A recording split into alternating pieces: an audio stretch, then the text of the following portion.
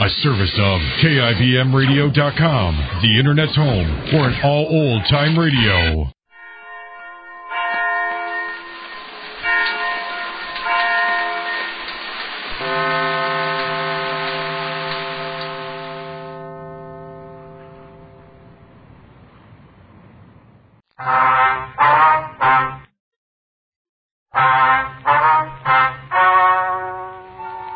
Ladies and gentlemen, the story you're about to hear is true. The names have been changed to protect the innocent. Dragnet.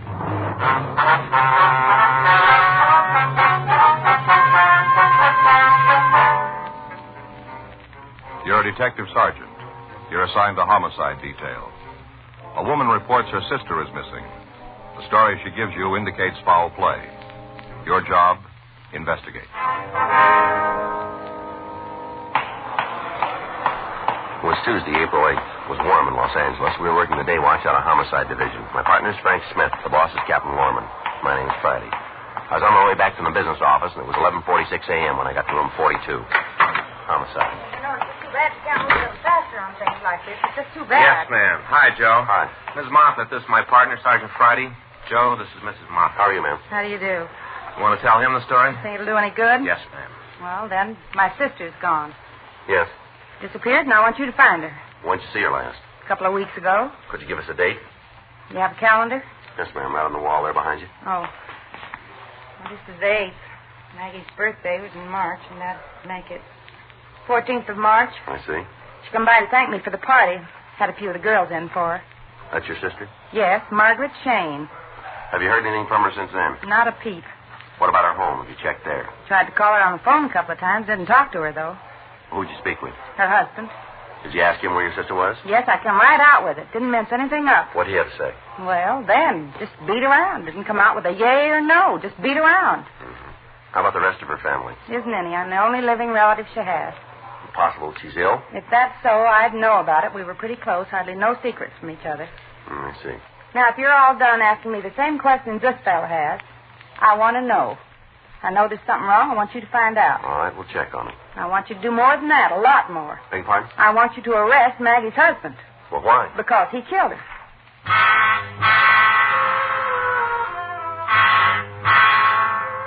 We checked the name and description of the woman through missing persons files, but we failed to find anything on her.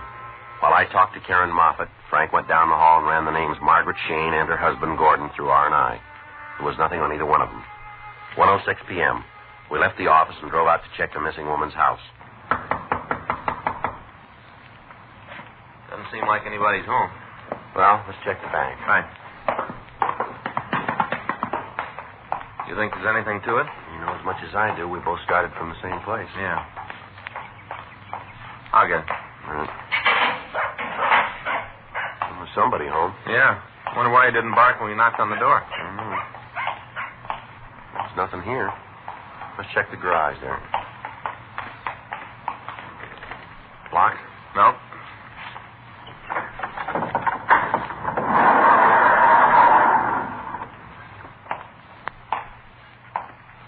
Oh, it's quite a shop, huh? Mm-hmm. A lot of tools. Well, doesn't look like anything. Nope. Frank? Yeah. Come here. Right here, under the sawdust. Where? Oh, yeah. Looks like somebody tried to hide it. Bloodstains. We put in the call to the crime lab requesting that a crew be sent out to check the stains that we'd found on the floor. We talked to the neighbors about the couple, and we got the address of the place where Mr. Shane was employed. It was a large wholesale carpet company. We found Shane in one of the offices. That's right. No, ma'am, if it's put in, it should make the room a lot warmer. No, the carpet you've chosen shouldn't show any wear for years. Mm-hmm. Well, we found that color doesn't show the dirt. No, ma'am. Well, it'll increase the value of your home. Oh, that's right. Oh, we can have it in for you day after tomorrow. That's right. I'll give you a call. All right, bye. Yes, sir. Can I do something for you? Mr. Shane? That's right. You want to come in? What can I do for you? Police officers. Frank Smith. My name's Friday. All right. How do you do, sir? Something wrong? No, sir. Just a couple of questions we'd like to ask. Oh, sure. You want to sit down? Thank you. Cigarette? Yeah, thanks. Yeah. How about you, Mr. Smith? Yes, thanks, sir. One light? I've got it. There you are. Thanks. Thanks. Now then, what's this all about? You know where your wife is, Mr. Shane? Oh, there's something about Maggie? Well, do you know where she is? Look, Mr. Friday, if there's something wrong with Maggie, I got the right to know about it. Yes, sir, that's true. We're not sure there's anything wrong. We'd like to talk to Mrs. Shane. We hope you'd tell us where we might reach her. Was she in trouble? No, sir. Well, then I don't understand all the questions. We've got a report that she's missing. Who filed it? Her sister? That figures. How's that? She isn't ever going to stop. I don't believe I follow you. Karen's been hacked at me ever since I married Maggie. Not a day goes by she doesn't plan some kind of a dig. Does she have a reason? Yeah. She had it all fixed for Maggie to marry someone else. I came along and upset her plans. Been trying to break us up ever since. That's so. Yeah. This fellow she was trying to palm off on my wife. Karen's husband worked for him. She figured it'd be real soft having the boss as a brother-in-law. Well, the way it worked out, the slob had to work for a living. Almost kills Karen every time she thinks of it. Where is your wife? I wish I could tell you. What? I wish I knew where she was. Haven't you got any idea? No. A couple of weeks ago, I came home from work. Maggie was gone. I haven't seen her since. Can you pin it down? Thursday, week. She called during the day to tell me she wanted me to go out to dinner. Said she wanted me to be home on time. I told her I wouldn't be able to make it. We had words. She hung up. When I got to the house, she was gone. She leave any kind of a note? Yeah. Have you got it? I don't think so. I was pretty upset. Guess I must have thrown it away. Haven't seen her around since. You know, you've got quite a woodworking shop in your garage. Yeah. Stuff's getting a little rusty now. I haven't felt like doing anything. Now, this trouble with your wife, was there another man involved? It'd be hard to say. What do you mean? Well, Maggie's an attractive girl. Everywhere she went, there was some guy trying to make time. Might have been someone special. I wouldn't know. Mm-hmm. Wonder if we could use one of the phones outside. Use this if you like. Well, one of the others will do. Well, sure. Go ahead. I'll call over to Joe. See what they've come up with. Okay. This note your wife left, what did it say? You mean the exact words? If you remember. It was pretty simple. Just that she was leaving me. Said she didn't have to tell me why, that I knew. Did she say where she was going? No. Figured maybe she went back east. She's got some friends there. Where? Nebraska, I think. I've never met them. How about clothes? What? Did she take any clothes with her? Oh, yeah, I guess so. She had quite a few. I looked at her closet. I couldn't tell what was gone. She took her fur coat, though. Mm-hmm. Did you try to contact any of her friends? I called around. I didn't find out anything. Mm-hmm. Whole thing's a farce, Sergeant. Isn't anything new about a wife leaving her husband. Read about it all the time in the papers. Karen's just stirring up trouble. She's sore at me. Always has been. Always will be. Joe. Yeah. Excuse me. Yeah, sure. You talked to the lab? Yeah. They just finished the test on the blood stains. Mm-hmm. We're not too far off. Huh? Human blood.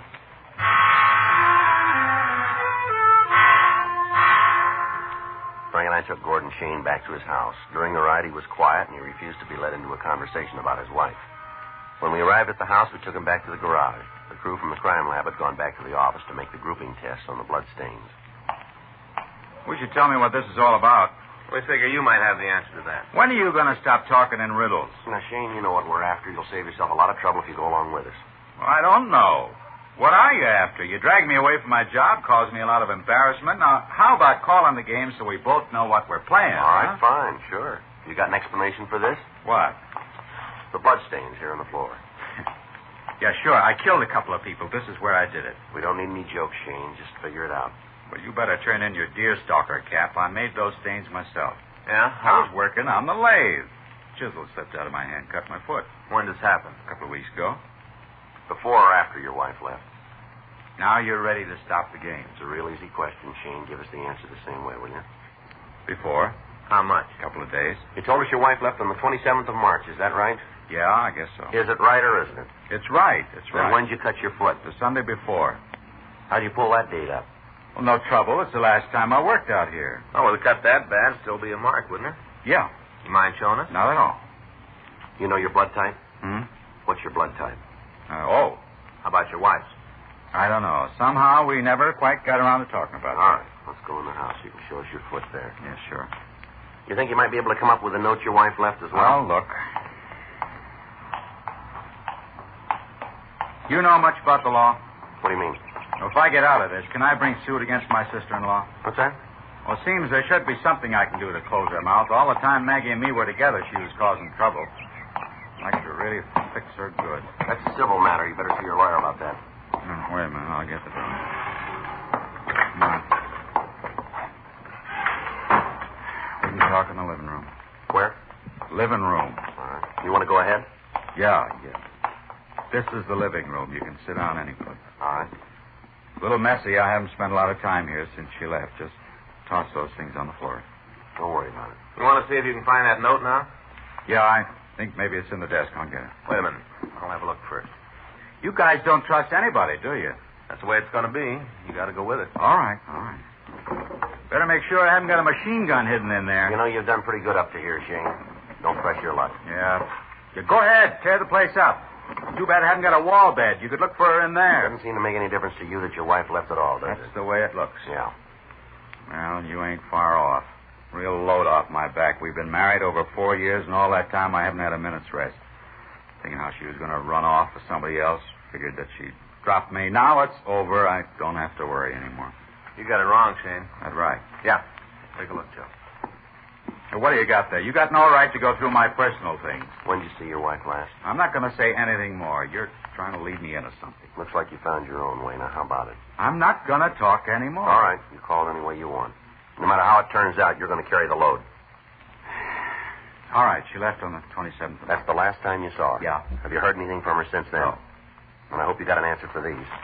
What do you got? A couple of checks made out to you, and they're signed by your wife. Well, what's that prove? The dates on the checks make a liar out of you, Shane. Huh? They were written a week after she left you.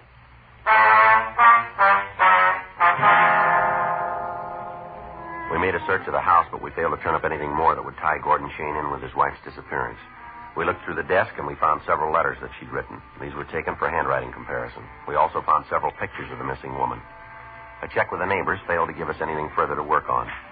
All of them told us of constant fights between Shane and his wife. One of the people said that on several occasions the sound of sobbing had been heard coming from the house. At 5:20 p.m., Frank and I left the place and took Shane down to the city hall. The checks and samples of Mrs. Shane's writing were turned over to Larry Sloan for comparison. We put in a call to the crime lab, but we found that the blood grouping tests were not finished. 6:12. We took the suspect to the interrogation room. Just sit down over there, Shane. Okay. How long do you think you're going to be able to hold me? Depends on when we get the truth. Well, you saw the cut on my foot. You didn't find anything at the house. Look, you're grabbing at shadows. You still haven't told us about the checks. No reason to. Everything I say, you twist around so it ends up something I don't mean. Where'd you get the checks? From Maggie. What about the date on them? I don't know. I guess she made a mistake when they were written. Where'd you get them? Found them in the desk. Well, didn't you think it was kind of funny that your wife would write a couple of checks and just leave them laying around on the desk? No. Maggie was always doing something like that. She didn't care about money. How about you, Shane? Huh? Does it make any difference to you? Look, I'm getting tired of this. Some crazy old bag comes in here, tells you a fairy tale, and you buy it all away. Any special reason why you're taking my sister-in-law's word for it? The way she tells it seems to add up. Well, then you better go over the column again. My wife walked out on me. There wasn't any fight when it happened. She just picked up and she left. I don't know where she is. I don't much care. But you put this down in your book. I didn't kill her. Now look, leave me alone. When do I get to call a lawyer? We'll set it up for you. Well, do it fast, because you're getting nothing more from me. That's the way you want it. Wasn't any other way. I'm telling you the truth, and you don't believe it. Might as well keep my mouth shut so you can't make it any worse. All right, Gordon. We'll take you over to the main jail. You can call your lawyer from there. What are you holding me on? Suspicion of murder. You just don't give up, do you? Look, we got to go along with the evidence. Well, you better check it again, because you're making a mistake somewhere along the line. That's the way it looks to you, does it? Yeah. Go over the road again. Find that you're a cop. No, let's do it the easy way. Huh? You point it out.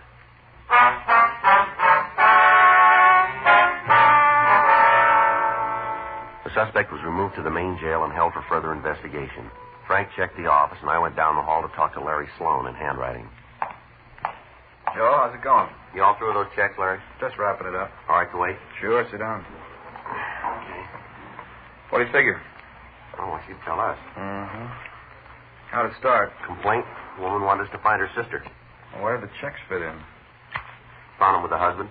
Date's a couple of days after she disappeared. Mm-hmm. Figure he might have written them, huh? Well, that's one way. Well, that does it. Okay, what do you got? The endorsement on the back is Shane's writing. His signature. Yeah, here you can see it. No trouble there. The O's, Wade pulls the stroke down on the S. That's his. What about the writing on the face? Oh, look here. Shading on the G. Yeah. Where the crossbar on the T's pulled up. These are the samples, and you got the same thing right here. No doubt about it, huh? Not with me. Okay. The woman wrote the checks. Joe. In here, Frank. Oh. Just talked with Lee at the crime lab. Yeah. He finished the grouping test. What do you find? Got in touch with Karen Moffat. Found out the missing woman's blood type. Yeah. Stains on the floor aren't hers. They belong to Shane. How you doing, Joe? Not good. Looks like we got the wrong man in jail, doesn't it?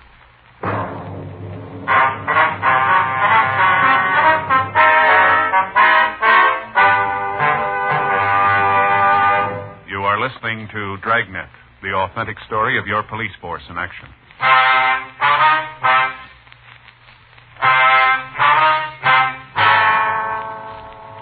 Frank and I left the office and went over to the main jail to see Gordon Shane. We talked to him for over an hour. He told us that he and his wife had been having trouble for quite a while and that they'd separated on several occasions. He went on to tell us that he didn't know for sure whether there was another man involved, but that he'd heard his wife spend a lot of time in a small bar on Vermont Avenue. He said that it was possible we could pick up some information on her there. Frank and I left the jail and drove over to the place. It was an average neighborhood tavern. We talked to the bartender. Only one way to describe her. Man, oh, man. Well, was there anybody special that Mrs. Shane spent a lot of time with, would you know? Gee, I don't know. A lot of people in here like a family. Guess if you had to nail it down, it'd be Leonard. Who's Leonard? Another regular. He's here almost every afternoon. He and Mrs. Shane were pretty friendly, huh? Yeah, real buddies. They used to come in and get gas together, spend the whole afternoon, sit down there at the inn and play horse. Play it by the hour. Not for money. We don't allow that in here. What do you know about him? Not much. Doesn't figure him and Maggie had hit it off, though. Why do you say that? Well, it just doesn't. She liked her fellas big, you know, dark and handsome. Leonard's a little guy, not more than 5'4". Sure ain't anything to look at. What's his last name? I think it's P-U-R-D-Y, Purdy. It seems like it's it. What's he look like? Not much about him you'd remember. He's a little guy, blonde hair, real bad complexion. Has a mustache, you know, big, kind of handlebar like. Yeah. You know where he lived? Not for sure. I think he's got a room over on Fountain someplace. I don't know the number. Where's your phone? Through the back door, though. Thanks. On the left. I'll take it, Jim. All right. Does this Purdy work for a living? No, regular. What's he do, you know? He's some kind of salesman, door to door. I don't know what he peddles. Seen him a couple of times with a sample case, though. Has he been around lately? No. Hadn't thought about it, but I guess I haven't seen him in a couple of weeks. You ever hear what he and Mrs. Shane talked about? Word here and there. Nothing you could put together. I think she spent the time with him because she didn't have to worry about it. How do you mean that? Well, you know, a little guy like that. Couldn't give her no trouble. He's always around. Maggie didn't have a car, so Leonard would drive her if she wanted to go someplace.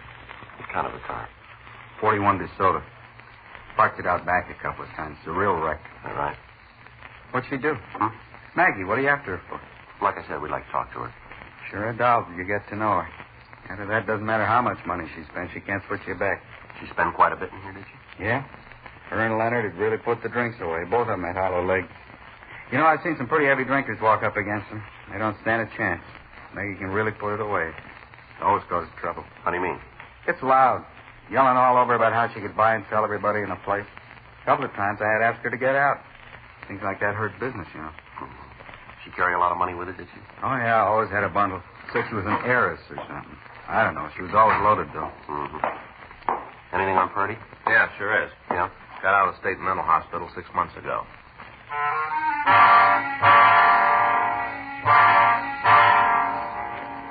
From his package, we found that Leonard Purdy had been arrested several times for suspicion of grand theft. However, he hadn't been convicted on any of them. Also, there were 18 drunk arrests against him. We put in the call to Georgia Street Psycho Detail, and we talked to Lieutenant Quinn. He remembered Purdy, and he went on to say that the suspect had been in to see him several times since his release. He told us that Purdy had committed himself to the state hospital as an alcoholic. Quinn went on to say that when Purdy was drunk, he became violent, and that on 3 of his arrests, it had taken several officers to subdue him. We contacted the authorities up at Camarillo. They told us that the suspect had been released by them after treatment, and that he apparently was cured. We checked the last address in his package, but we found that he'd moved. A local and an APB was gotten out on him. We asked DMV to furnish any and all information on a car registered to him. 2 days went by without a word of him. In the meantime, we talked to all of his friends and acquaintances. From each one of them, we got the same story. Leonard Purdy was a freeloader who'd do anything for $1. On Thursday, April 10th, we got word that the suspect had been seen in a second-hand store down on Main Street. We checked the area and got an identification from his mugshot. He'd come in to pawn a man's watch. From the buy book, we got an address out on Gladys Avenue. We talked to the landlady and found that the suspect was in his room. Frank and I went upstairs.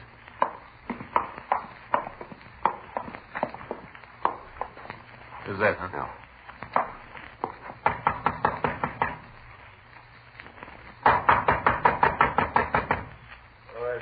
Want to talk to you, Purdy? Just a minute.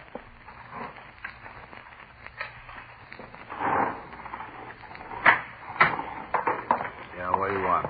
You Leonard Purdy? That's right. Who are you guys? Police officers who want to talk to you. I got nothing to do with cops. I had my fill up. Yeah. Why don't you come in? Frank? Yeah.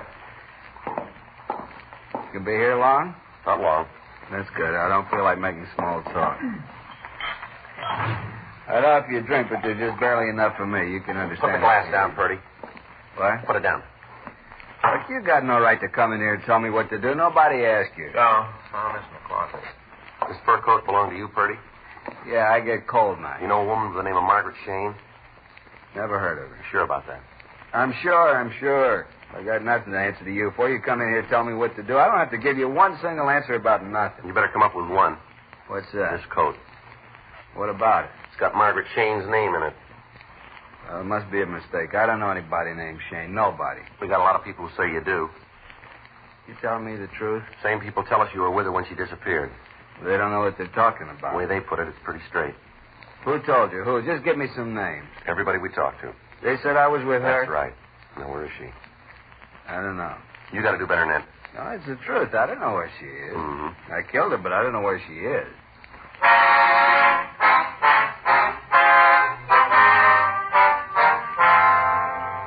We took the suspect down to the city hall and questioned him. He finally sobered up enough to tell us that he'd gotten into an argument with the Shane woman and he'd beaten her to death.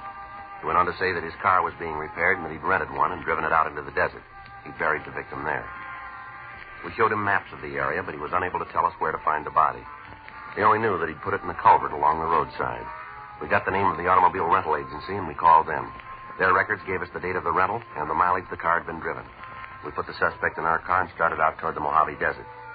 As we drove, Purdy verified our route. By dividing the total mileage in half and figuring the distance between his house and the office of the auto rental company, we had a vague idea where to start looking. After we'd been driving for over 2 hours, we pulled to the side of the road. How's it look around here? Yeah, it might be it. I think up the road a little way. Remember that big rock over there? Remember that pretty good. It's up ahead a little. Right.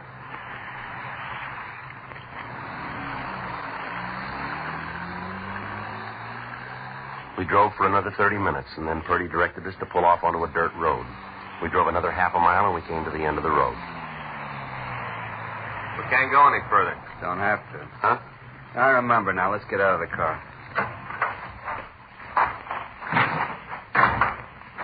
Just stay close to us, Purdy, right here. All right. Which way? Over here. Sure beautiful day. Yeah. It's different when you get out in the country. Everything's got a different color. Come on, Purdy. Where is she? Over there behind the bushes. I'll go look. Always been the big trouble. What's that? Boozing it up. Every time I get a few drinks, I don't know what I'm doing. Thought after I got out of the hospital I had it made, you know, I'd be able to stay away from it. Yeah. First time I had trouble, I went back. I always went back. How about it? Yeah. She's there. All the time, that's what caused the trouble. Wouldn't be here if it wasn't for me boozing it up. Mm-hmm.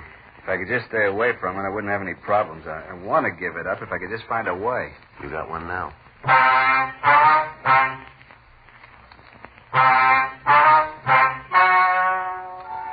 The story you have just heard is true. The names were changed to protect the innocent. On August 14th, trial was held in Department 98, Superior Court of the State of California in and for the County of Los Angeles.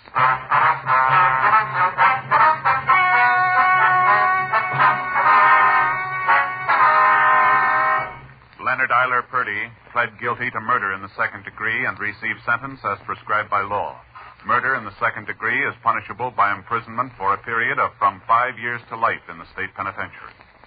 Dragnet, The story of your police force in action is a presentation of the United States Armed Forces Radio Service.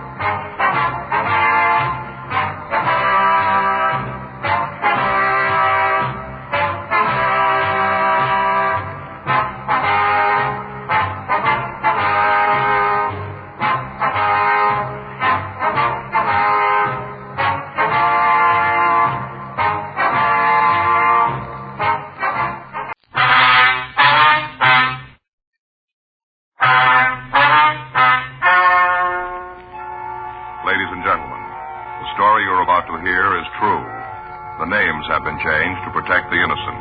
Dragnet.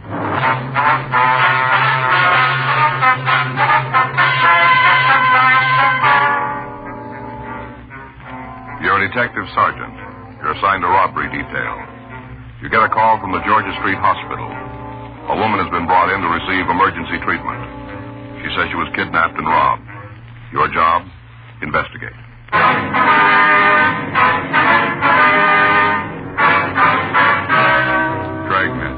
The documented drama of an actual crime.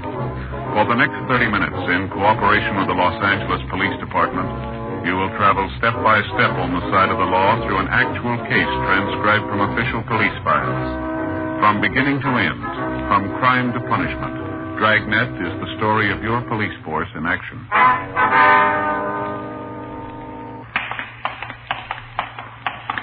It was Wednesday, February 4th. It was cool in Los Angeles. We were working the night watch out of robbery detail. My partner's Frank Smith. The boss is Chief of Detectives Thad Brown. My name's Friday. We're on our way out from the office, and it was 8:32 when we got to Georgia Street Hospital, the treatment room. Dr. Hall? Oh, hi, Frank. Be right with you. Excuse me. Certainly, Doctor. All right. Hi, Doctor. That the Alston woman? Yeah. How is she?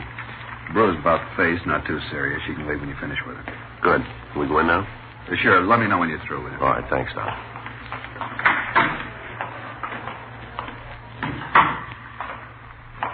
Miss Alston? Yes? We're police officers. This is Frank Smith. My name's Friday. How you doing? I do, ma'am. Doctor just told us that you could return home when we finish questioning you, so we'll try not to keep you too long. Thank you. I'm not really hurt much. I was more frightened than anything else. Yes, ma'am. Would you like to tell us what happened now? I stopped at a signal at Washington Boulevard in Normandy, and suddenly the car door opened, and a man jumped in the car.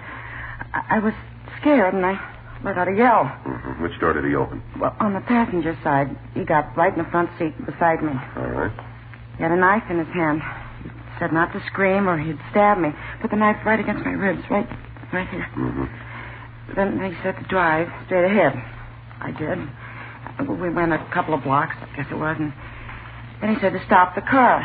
When I pulled over the curb, another man got in the car, in the back seat. Mm-hmm. The one with the knife told me to get in the back seat. And when I did, he gave the knife to the other man. And then he started to drive. Mm-hmm. And the man in the back took my purse from the front seat and started going through it. I don't know why I did, but I grabbed for it. It was a mistake. Mm-hmm. He slapped me real hard. He said that was just a sample. That I'd get some more if I didn't just sit quiet. He took the money I had in my billfold and he grabbed my arm. He twisted it so he saw I had a watch on. And I hesitated when he told me to take it off, and then he hit me again. He took your watch, too, did he? Yeah, and my ring, too. Can you give us the serial number on the watch? Yes, I have it written down at home. We need a description of the ring, too. All right. Would you go on, please? Sure, I'd wind up as a picture and a headline in tomorrow's paper, one way or the other. How do you mean that? Well, He was driving like a maniac. He was breaking all kinds of laws. Yes, ma'am. Then I thought, well, maybe this might be a good thing. His driving like that, I mean, because a police car started chasing us. I could hear the siren, and I thought I saw the red lights flashing. Mm-hmm. I was hoping they'd catch us, but, well, somehow we got away from them. This man took so many chances, and all. No wonder we didn't smash up sooner. You mean that you did have an accident later on? You don't know about that? No. Well, after he got away from the police car, this man kept driving real crazy and dangerous. Finally, we went down a dead-end street. He put on the brakes, but it was too late, and we smashed into a wall of some kind. Yeah. And they got out of the car, and they started running. I started screaming. Mm-hmm. Well, anyhow, some man came out of a building. I told him what had happened, and he called the police and the ambulance. Here I am. Still some shaky, but thankful it wasn't any worse. Can you give us a description of these two men? Well, not much, I'm afraid. That makes me feel pretty stupid, too. What do you mean, ma'am? Well, I'm always doing those observation tests in magazines. I could get real high ratings. Then when I'm up against the real thing, I fail miserably. Can you give us a general idea of their age, their coloring, their height, the way they were dressed? I don't think they were too old. Maybe around 20 or so. Mm-hmm. They had dark hair. I can't tell you how tall they were. The only time I saw them standing up was when they ran away from the car. I see. As I remember, the one that drove had on a sport coat, tan color. And the one in the back had on a brown suede jacket. You know, the kind with the knit cuffs and the collar and the waist. That's about all I can remember. I'm sorry. That's all right, Miss Austin. We appreciate the fact you're under a pretty bad strain. I really thought they'd kill me. Yes, ma'am. You remember if they were clean-shaven? You mean that they have mustaches? That's right. No, they didn't. Well, you remember if either of them had any scars or marks on their faces, anything distinguishing that might help us identify them later? Well, if they did, I didn't see any, but... Well, there was one thing. I don't know if it means anything. Yeah. The one that was driving had a bandage on his thumb. I could see that because he held the steering wheel up near the top. On which hand? The right one. It was all wrapped up, you know, all around, not just an adhesive kind. Mm-hmm. I'm sorry I can't give you more information. That didn't make me happier than for you to catch them. Especially the one that kept hitting me, the one in the back seat. Yes, ma'am, I understand. I think he enjoyed it. He'd grin when he did it. After I made the mistake of grabbing for my purse. I tried not to give him a reason to hit me again. It didn't help. He just hit me when he felt like it. No reason at all. Really wouldn't have made any difference what you did, ma'am. How do you mean, Mr. Friday? Men like that, Yeah? they don't need a reason.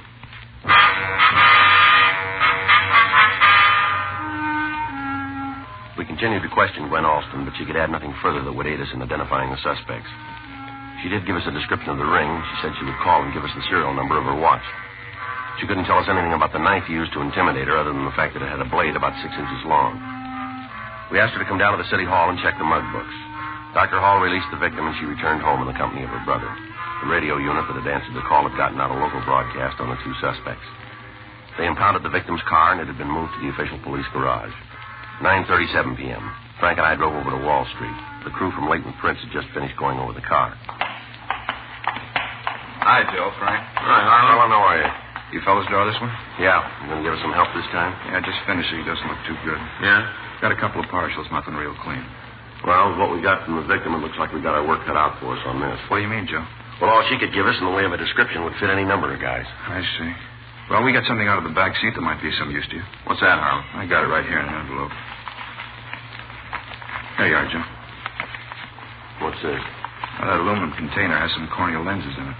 What do you mean? Eyeglasses. You know, the kind that fit right in the eye. Oh, where'd you find them? In the back seat, right on top of the cushion. Well, it might be something. We'll have to check with the Alston woman, see if they belong to her or anybody in her family. Yeah. What is this case, Joe? Kidnapping robbery. How many suspects? 2. One woman in the car? Yeah. Hurt her at all? Yeah, beat her up a little. Huh. Real He-Man, huh? I sure wish I had more for you fellas to go on. Yeah, Harlan, we don't have much, but at least we know something. What's that, Joe? When we reach these two, Yeah. they won't give us any fight. We went went back to the office and called Gwen Alston. She told us the corneal lenses found in her car did not belong to her or to any member of her immediate family. She also gave us the serial number on her watch. We took the container over to the crime lab. Ray Pinker said because of the facets on the lenses, he thought it was a type made by the Stimson Company. The next morning, we drove out to their shop. We talked to George Dudley. We showed him the lenses. Yes, that's our lens. You can tell quite easily when you hold it up to the light. See those little facets? Mm-hmm. Where is it? Oh, yeah. Could you tell us who these were made for, Dudley? Well, I can give you the name of the optician. Appreciate it if you could. I'll have to check our files, but it shouldn't take too long. All right, sir. Ordinarily, we'd have checked lens power, diameter, and radius curvature. Yes, sir. But this is a special type lens. That's so? It's used to correct the condition of the eye known as keratoconus. What's that, sir? The conical cornea. Oh. We don't make too many of them. Excuse me, I'll get the name of the optician for you. All right, fine. Pretty good deal, huh? Yeah. I know a fellow who wears them. Says he used to hate to get a haircut, but not anymore. All right. Yeah, with these glasses on his eyes, now he can get his haircut and still read the magazines. I found it for you. That's good. These were made for John L. Roberts. Just a minute, sir. I'd like to write that down. Okay, go ahead, please. John L. Roberts, 439 Camden Drive, Beverly Hills. Thank you, sir. Got it? Yes, sir. This is the optician that sent in the prescription, huh? That's right. All right, fine. Thanks for your cooperation, Dudley. Not at all. I always get a kick out of helping you, fella. Yes, sir. A lot of steps to solve a crime, aren't there? Quite a few, yeah. Sure hope I've given you a little something. You have? A lot of steps. Yes, sir. You helped us make the first one.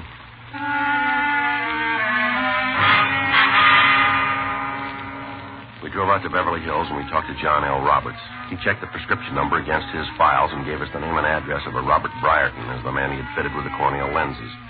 Frank and I went over to the house on Bedford Street, but there was nobody home. We found out from a neighbor that Brierton worked for a coin machine repair company on Pico Boulevard. We located the concern, and the manager showed us where we could find the suspect. 10:13 a.m. Robert Brierton? Is your name Robert Brierton? Yeah? Police officers. It's our identification. Joe Friday? That's right. It's Frank Smith. Hi, Howard. I'd like to ask you some questions. What about? You wear those glasses all the time? Do I what? The glasses you got on, do you wear them for work? Yeah, most of the time. What's this about glasses? You ever wear any other kind? Yeah, why? What kind? Well, how many kinds are there? Why don't you tell us? I don't get this. What am I supposed to have done? You wear another kind of glasses? Isn't that what you said? Yeah? What kind? The corneal lens type. Where are they? I don't know. Home, I guess. You're not sure? Look, officers, I don't know what you're after, but if it's something that happened in the last 20 years, you got the wrong guy. Well, if we have, then you got nothing to worry about, have you? That's right, but mistaken identity can be embarrassing. I'd just like to know what I'm supposed to have done. Suppose you tell us about the other glasses, huh? Your corneal lens? Yeah. Well, what do you want to know about it? Like we said before, we want to know where they are. Well, like I said, home. You're sure? Yeah? How many pair do you have? One. You wear glasses all the time? Yeah? Can you see without them? Yeah, but not too good. Where were you night before last? At home? How about last night? Same. All night. Right. Can you prove it? Yeah, my wife will tell you that. You can call her on the phone. She'll tell you I didn't leave the house. All right. We'll go out there. You can call her just as well. We'd like to see your other glasses, too. All right. You mind telling me what this is all about? We're investigating a kidnapping and robbery. You think I had something to do with it? We're investigating. Okay, if that's how it is, I got nothing to hide. You want to go right now? That's right. My jacket's right here in the locker. Wait a minute, I'll get it for you. That's it? Yeah, the brown suede with the net trim.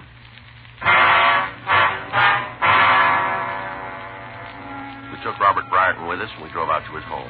On the way, he continued to deny any knowledge of the crime. Because the victim, Gwen Alston, had been unable to furnish us with much of a description of the suspects, it was difficult to determine whether or not Brierton was one of the men. He had dark hair. He was in his early 20s. The suede jacket he wore checked out. 11:07 a.m. Anna? Anna? Guess you didn't hear. It's all right. We'll wait for her.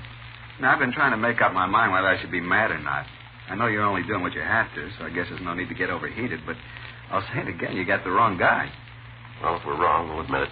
Just hope this doesn't put me in bad down at work. No need for it, too, if you're innocent. I suppose so. You want to sit down? I don't know just when my wife will get back. If you don't mind, we'd like to see your other glasses now. Oh, sure, I'll get them for you. Where are they? Well, I usually keep them on the bedroom dresser when I'm not using them. All right, we'll go with you, all right? Sure. Hope she made the bed. She's a pretty good housekeeper, but sometimes she gets a little sloppy about it. Yeah. I swear they were right here on the dresser. Yeah. I haven't had them too long. I switch off with these that I'm wearing. Did you wear them yesterday? Yeah, but then they should still be on the dresser. I don't know where they could be. Well, maybe we can help you. What do you mean? Who's back there? Anna? What are you doing home? Honey, these are police officers. This is my wife. I do. How you doing, ma'am? What are they doing here? We'd like to talk to you, Miss Brighton. About what? Now, don't worry, dear. But what's it all about? Would you like to step out in the other room, please? It's all right, dear. I don't understand it. Listen to her. Can you tell us where your husband was Tuesday night? He was home with me. How about last night? He was here all evening. You sure? Yes, he came home from work and stayed in all evening. Oh, I see. What is it? Police business. You think Robert had something to do with it? Yes, we do. When did this happen? Last night. I told you he was home all evening. That may be true, but these corneal lenses were found in the victim's car. They belong to Robert? That's what his optician told us, yeah. It's all wrong. Well, the victim was beaten by a man who wore a jacket, brown suede with knit trim. That's the kind your husband owns, you know. But he wasn't out of the house, I tell you. I'll play Rock to take him downtown. No, he didn't do it. I know it. I'm sorry, Miss Brighton. These are your husband's lenses. They were found in the victim's car. But he was with me all evening. That may be, but we're going to have to hold him. No, he didn't do it. It was Gordon. Gordon, who? I let him wear Robert's jacket last night. Well, who's Gordon? My brother.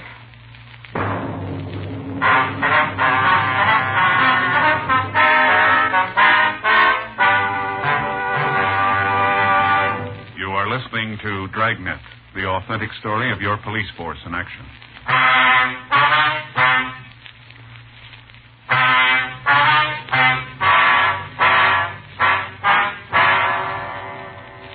Mrs. Briarton went on to explain that she let her younger brother take the suede jacket the previous night. She also told us that the boy was living with them while he attended school. After questioning her further, we learned that Gordon Heddig had been in trouble with the police before. We called the office and asked Jack Crowley to check the name and description through R&I. We also asked that if he came up with a record, he'd have Harlan Stahl compare Heddig's fingerprints with the partials found in the victim's car. Frank and I got the address of the school that the boy was attending, and we drove over to see him. We waited in a small office while the school authorities located him.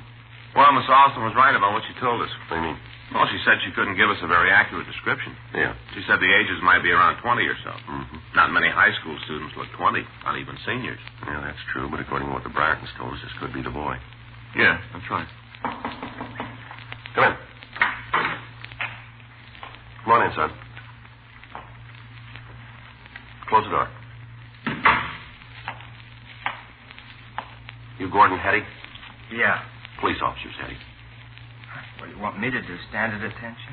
I told you once to come on in. Now come on over here. Sure, but remember where you are. These ain't soundproof walls. I don't play tough with us, son. Sit down. You see, the orders always tell you guys what to do. Sit down, stand up. You're all the same. Never get off a guy's All right, back. now just keep still. I'm sitting in school trying to learn something. You got to come around and jerk me out of class.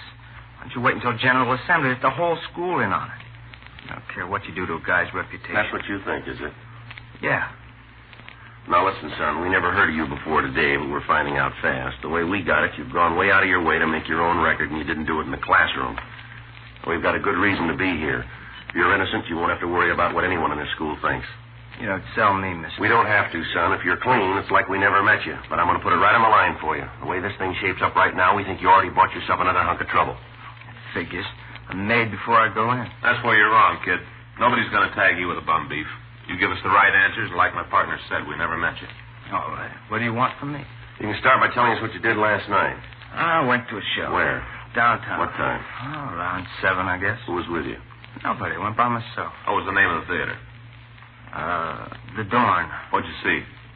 What pictures? Yeah. I don't remember right off. One was a Western. It was about spies. You're all by yourself. I said so, didn't I? What time did you get out of the show? Around 10, I guess. What'd you do then? Went home. What kind of clothes did you have on last night? What do you mean? What were you wearing? Oh, jacket, sports shirt, usual stuff. What kind of jacket? Suede. Belong to you? No, my brother-in-law. Mm-hmm. How'd you get out to Washington and Normandy? To where? Washington and Normandy. I told you I was downtown. Say, what is this? You tell us. You were in that car, weren't you? What car. The one you beat the woman in. Oh, you're crazy. Who was with you? I told you I was alone. What more do you want? The name of the person that was with you. I don't know what you're trying to tag me with, but you're not going to make it this time. I told you I was at a show by myself. How do you think you can prove I wasn't? We found the lenses you lost from the jacket pocket. Boy, this gets wilder all the time. I was sitting in the show last night, that's it. In other words, you don't want to tell us about it, is that it? About the show. All right, Headache, you play it your way. It's going to take us a little longer, that's all. Same old story. Don't make any difference what I say. You know I got a record, so I'm guilty. Don't make any difference. Either way, I'm the pigeon. No, you're wrong. Not with us, Headache. Oh, come on. I just didn't fall off the Christmas tree. There's only one way we want you. Yeah? If you're wrong.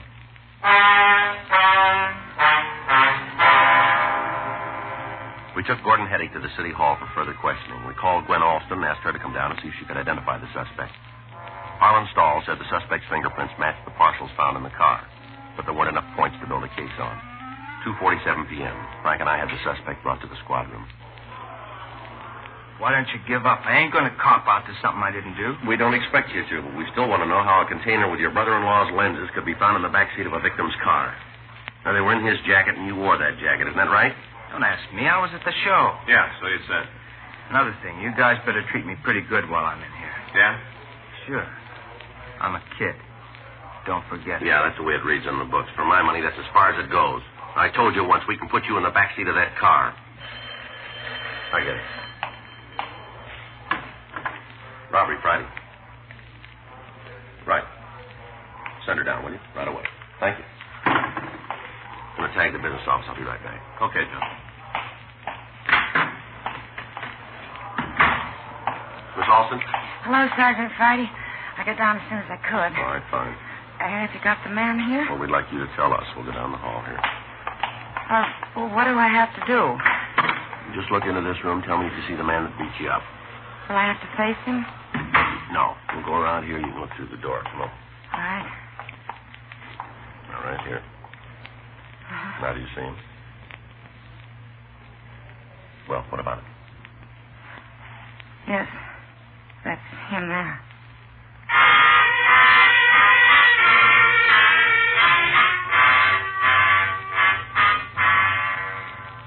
We confronted Gordon Headache with the fact that he'd been positively identified by the person he had beaten and robbed. He still refused to admit any knowledge of the crime. We booked him on Section 700 Sub-M, robbery. A check was made of the FI cards in an attempt to identify the person who'd been with Headache the night before. We called Newton, University, and 77th Street divisions. When we checked with Central, a clerk went through the files and found that the suspect had been stopped at 9th and Main Streets at 10 p.m. the previous night. Frank and I went over to the 1st Street station. Is the FI card you wanted, Sergeant? Thank you. Mm-hmm. Well, here's what we're looking for. Yeah? Wasn't alone. A person by the name of John Burko was with him. Officer make a card on him, too? Yeah, I got it here. What about the other guy? Thank you. John Burko, B-E-R-K-O, age 19, 506 Holt Avenue. Yeah. Something else in the back here that checks out. What's that? Notation the officer made. Yeah. Burko's right thumb was bandaged.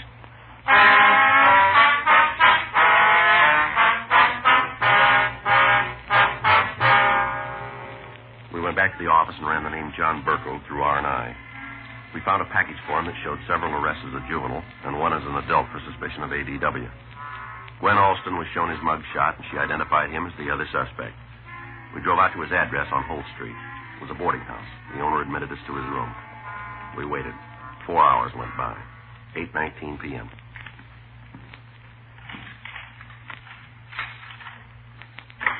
All right, Burko, hold it right there. What? Police officers, get your hands over your head. Come on, move. Sure. Over the door. Come on. Hands up on the door. Fine, now hold it right there. All right. Okay. He's clean, Joe. What's the pitch? Come on, turn around. Get your hands behind your back. All right. Take it easy with my thumb. I think I got blood poisoning. Yeah. Now, you want to tell me what this is about? A friend of yours sent us over to get you. Says you always work together on everything. It's kind of lonesome without you.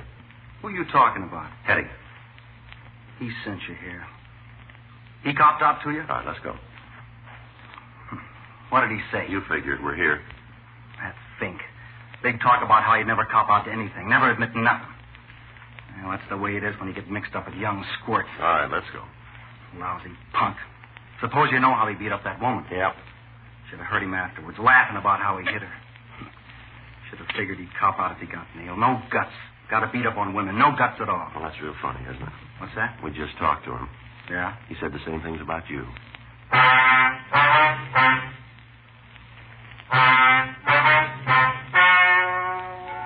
The story you've just heard is true. The names were changed to protect the innocent. On June 9th, trial was held in Department 97, Superior Court of the State of California, in and for the County of Los Angeles.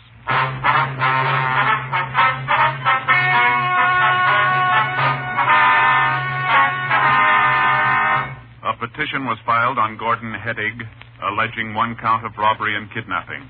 He was declared unfit as a juvenile and ordered to be tried in Superior Court. Gordon Jerome Hedig and John Carlton Burkle were tried and convicted of robbery in the first degree, one count, and kidnapping for the purpose of robbery. Robbery in the first degree is punishable by imprisonment for a period of not less than 5 years. Kidnapping for the purpose of robbery with bodily harm is punishable by imprisonment in the state penitentiary for life without possibility of parole. Dragnet.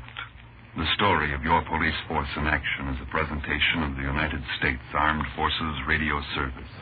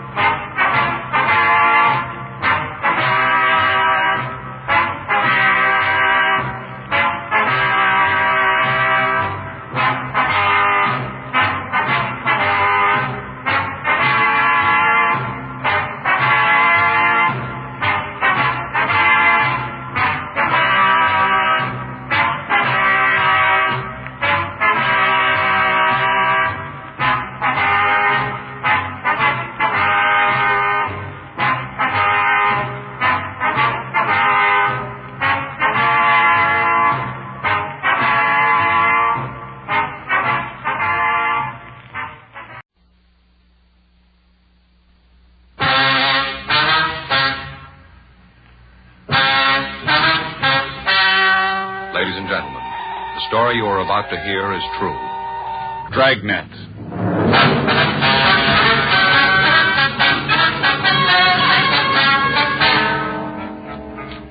You're a detective sergeant. You're assigned to burglary division. You get a call that an important piece of religious art has been stolen from the oldest church in Los Angeles. There's no lead to its whereabouts. Your job? Find it.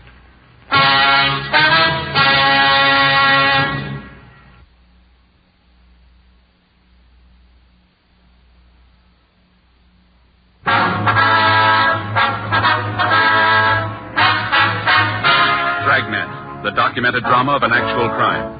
For the next 30 minutes, in cooperation with the Los Angeles Police Department, you will travel step by step on the side of the law through an actual case from official police files. From beginning to end, from crime to punishment, Dragnet is the story of your police force in action. It was Wednesday, December 24th. It was cold in Los Angeles. We were working a day watch out of burglary division. My partner's Frank Smith. The boss is Captain Bernard. My name's Friday. I'd gone across the street to buy stamps for some Christmas cards I was sending out. It was 9:15 a.m. when I got back to room 45. Burglary. I sat down at a table in the squad room and I started to address the cards when Frank walked in carrying a stack of Christmas boxes. Hi, Joe. Hi. Christmas cards, huh? A little late, aren't you? Well, I was going to send them out Monday, but we had that stakeout. You ought to get married, Joe. Yeah? It's the only system. Faye does all that stuff for me. Laundry, mails, cards. Only system. Might help. I brought in your present. Want to open it now? No, I'll wait. I always open a couple a day before. Why? Well, it puts you in the spirit ahead of time. I opened Phil's this morning. Who's he? Faye's brother in Denver. Gave me a magazine, one of those funny ones. What do you mean, a comic book? No, one of those funny ones, you know. No, I don't, Frank. Well, some of the pages have holes in them. You look through and there's a picture on the next page. Oh, yeah, I've seen those on the newsstand. They have cloth pasted in. Cloth? In the ads. If you want to buy a suit, they have a sample right there. You mean you can feel it? Reach right out and feel it. There was one for $200. A suit? Sure. Cloth comes from Scotland. What's it made out of? Solid gold? No, they got a special kind of goat over there. It's real smooth.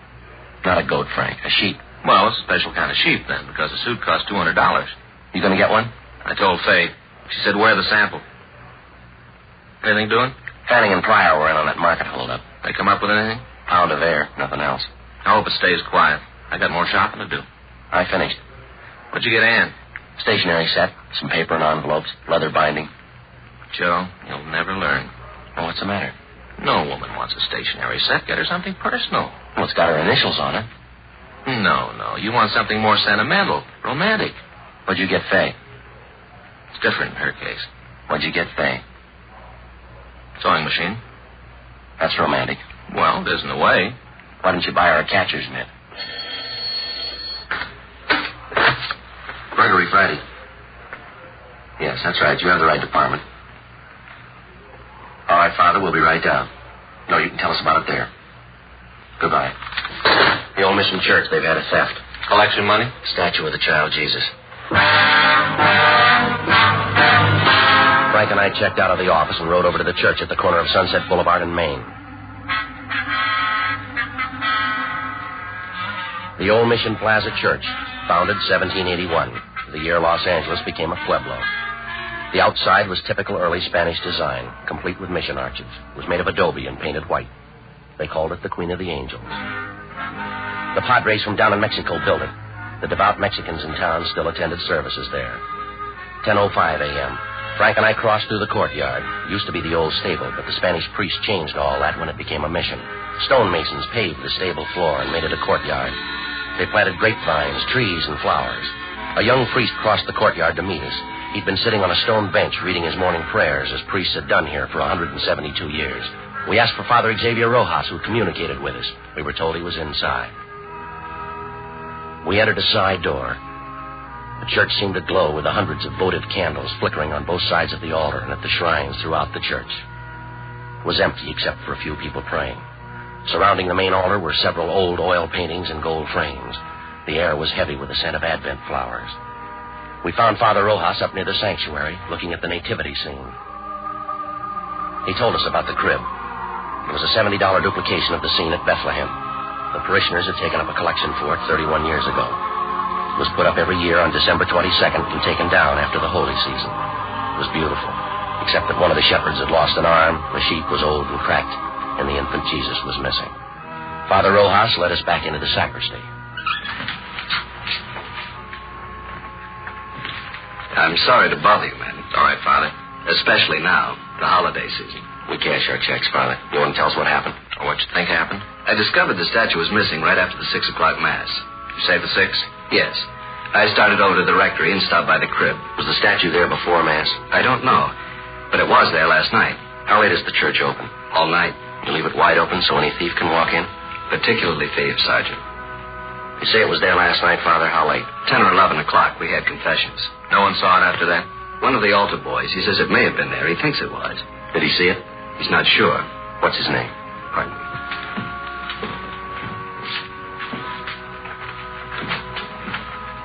Here's the schedule. You'll find the names for every Mass there. Was there a big crowd at the 6 o'clock Mass, Father? Not too many. 7's the big one. People on their way to work. Did anyone stay after Mass, did you notice? Not especially. I came back here, took off the vestments. I suppose it was 10 or 15 minutes before I went back in the church. It was empty then? No, people were coming in for the 7 o'clock. Are these the altar boys, James Cornine and Joseph Heffernan? That's right. Joe's the one who mentioned it might have been there. Did you check with the other priests, Father? Before I called you.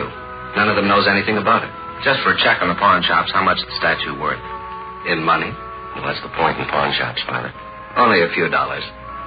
We could get a new one, but it wouldn't be the same.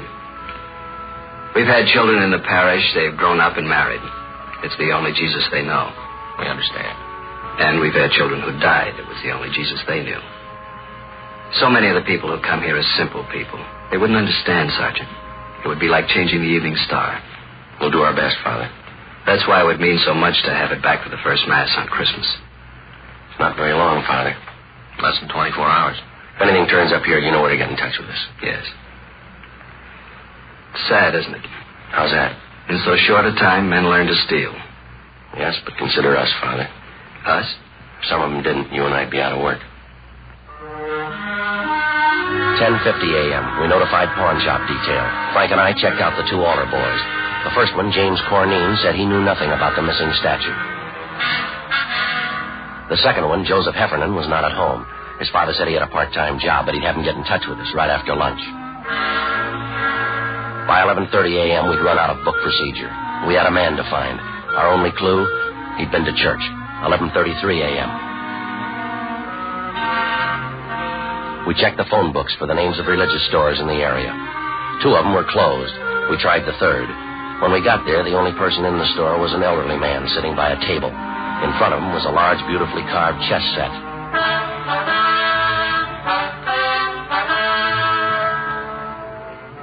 We're police officers.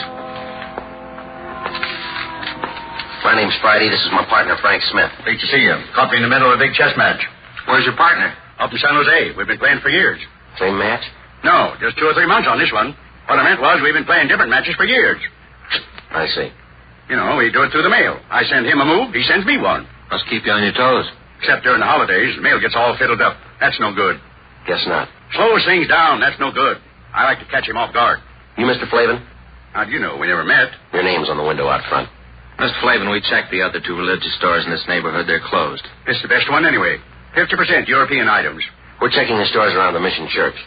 For what? Statue of the Child Jesus. Do you have one we could look at? Sure.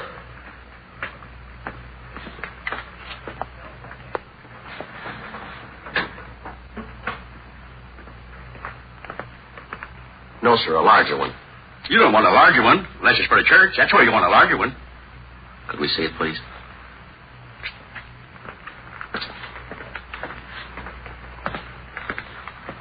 It's not my due to butt in. But unless you live in a big place, this will make your living room all the kilter. Yes, sir. Do most of the people who go to the Mission Church trade here? Good many of them, especially the kids. Why kids? More religious. Check on yourself. See if kids aren't more religious than you. Might be so. That's what's wrong with the world. Oh, I don't mean you're wrong with it. Everybody. Yes, sir. What if we could stick to the point, Mr. Flavin? Sure. A lot of people from the Mission Church come in here. Do people ever come in and sell back a religious article? Like a prayer book or rosaries? Yes, sir. Second-hand, you mean? Yes, sir. Not since I've ever been around. It's silly. Why? People don't have religious articles so they can get rid of them. They have them so they can have them. But if a man had a statue and wanted to sell it, he'd come to a place like this. Sure, but he wouldn't want to sell it. He would if it was stolen. No, sir. If a man was to steal a statue, he'd be crazy or something like that. The only place he'd want to go is where crazy people are. You may be right, Mr. Flavin. I don't know what you fellas are looking for, but if it's somebody who stole a statue, he's crazy and you won't find him. You won't find him as long as you live, or in a million years. That should cover it. We checked religious stores out as far as Van Ness. We asked the same questions. The owners gave us the same answers, but none of them were as encouraging as Mr. Flavin. Frank and I had lunch and reported back to the office. It was 1:30 p.m. when we started into the squad room. The captain was just coming out. I just checked for you in the lunchroom. So we've been down on that theft at the mission. May get some action on the Patterson case. They locate him? I think he's on the bus from Sacramento. Well, that means the Bakersfield police. We'll wait and see.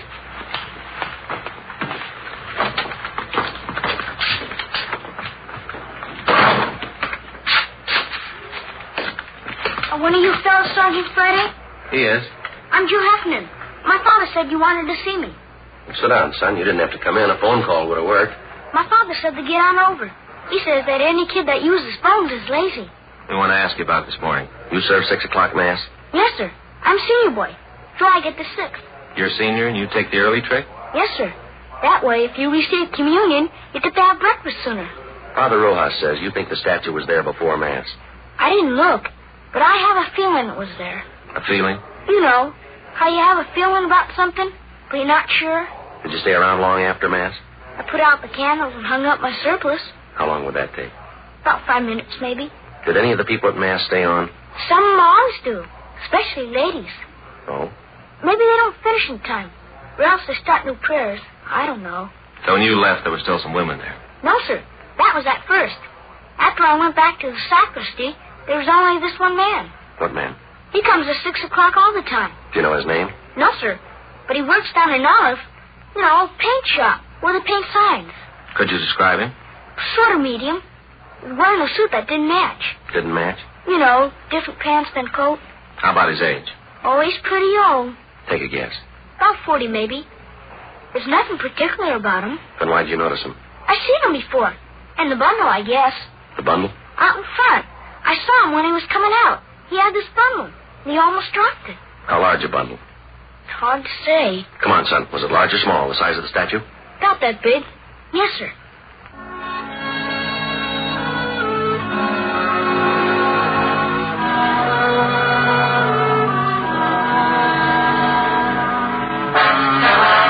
We located the sign shop. The suspect didn't work there anymore, but we discovered his name was Claude Stroop. We found out where he lived. 2:25 p.m. We arrived there. It was a hotel for men, mostly old men, mostly down and outers.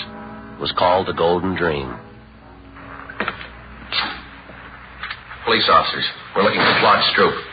Hope Claude didn't get in any trouble. So do we. Is he in? No. He's got room 307. You can check if you like. We'll take your word. Were you on this morning? Yeah, the early shift. Oh, we don't have shifts. My uncle owns the place. I'm the shift. Did Stroop spend last night here? Came in about 11. When did he leave this morning? Around 6, maybe before. Did he come back after? 8 o'clock or so. Then left. Supposed to be back at 10. And pulls this trick. What trick? Our program. He knows the other fellas need him. Program? Here at the hotel. Every Christmas we have a program. Put up a tree and sing. They're mostly old fellas. Singing like that makes them remember back when they were kids. Then Jimmy Finn comes on. Jimmy Finn? He shares number 409. His family once had a lot of money, so he tells the fellas about it. Stories about Christmas. How they had this big log, and his grandfather used to start it up, and after dinner everybody turned over his plate, and there underneath was a $20 gold piece. Brand new one. When Stroop came in this morning, did he have a bundle? I didn't see him come in. You said you saw him. I saw him go out after, but not come in. When was that? 8. If you want to look for a bundle, I could give you his key. We don't have a warrant. It's all right. I know about police. It's all right with me. It's not with us. I didn't mean that. I just meant it was all right with me. Good King Wenceslas looked out on the feast of Stephen when There were 3 old men. We couldn't tell how much better they would have been with Stroop singing the 4th part, but somehow you didn't care. This was Christmas at the Golden Dream, and it sounded fine. that night, though the frost was cruel, when the poor men came in sight, carrying winter fuel. This is the last rehearsal. I got most of the songs down pat. Sounds pretty good. Yeah, that's why it's a shame Claude isn't here. He's tenor, and they need him to make it sound just right. Does Stroop have a job? No, sir. He used to have jobs. Not much lately, though. Did he say where he was going? No, he should have. The fellas need him. When he comes in, will he call us? Sure, and not say anything to him. That's right. I hope it's nothing serious for Claude. Fella's troubles ought to be over. Troubles? Way back. It wouldn't count. Tell us anyway. Well, I don't know much about it. As much as you know. Now, come on. It was something back where he used to live. He robbed somebody or something. What else? That's all. It was a long time ago, way far back. But he forgot it all, the robbing and everything. No, not quite. He remembered it this morning. God rest ye merry gentlemen, let nothing you dismay. For Jesus Christ our Savior was born upon this day to save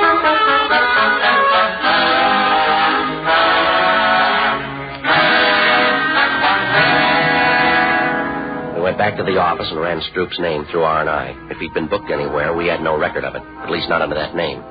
4:15 p.m. Pawn shop detail reported back. No object resembling the statue of the child Jesus had been turned in. 4:18 p.m. I hung up the phone. Harrison's on that Sacramento bus. I thought Bakersfield had it. They were supposed to confirm. They did. Upward station. What about Fanning and Pryor? They're still out. Well, they'll be back soon. When's the bus arrive? 6 o'clock. Well, there's plenty of time for them to make it. There's more time for you. We're still in that theft. Can it wait? No. What is it, $10, $15 statue? When's the price determine a case? I realize it's a church statue, but that doesn't give it priority. It's important to them, Captain. Joe and I promised to get it back. What do you got on it? Nothing much. And why are you so big-hearted? Burglary Friday. When? No. Don't say anything. No. Right. It's Claude Stroop. He just walked into the hotel. He's our suspect. Nobody's leaked to him? No. You'll keep. You can run him down tomorrow. It'll be too late then. I need it for the first mass in the morning, Skipper. It's kind of a big thing for them. I'm sorry. I can't juggle details around so you can get a statue back. If there's time later on, we'll do our best. Yes, sir. You better get over to the station. Yes, sir. Will you call Father Rojas over at the mission? Why? Tell him we're too busy to work on that statue. But we'll do it later. Tomorrow or when we get a chance. Why can't you call him? Well, we better get over to the station. If Patterson's on that bus, we don't want to miss him. All right, I'll call him. Righty. Yeah. I can send Fanning in priority. You might as well stay on that other thing. Whatever you say, Captain.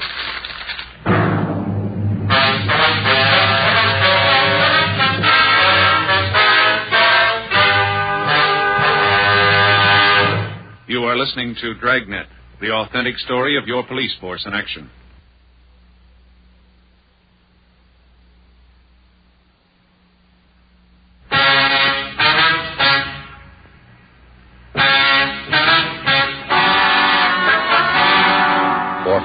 p.m. We arrived at the Golden Dream Hotel. The desk clerk was right. Claude Stroop looked like a man who'd had his troubles at bargain rates. Your name, Claude Stroop? Yes, sir. Police officers. We'd like to talk to you. I didn't do anything against the law. Honest, I didn't do anything against it. You haven't been accused. I want to take you downtown. We'd like to talk to you. No, sir, I'm not going. I'm not going anywhere. I'm not going to talk to anybody. You're half wrong already.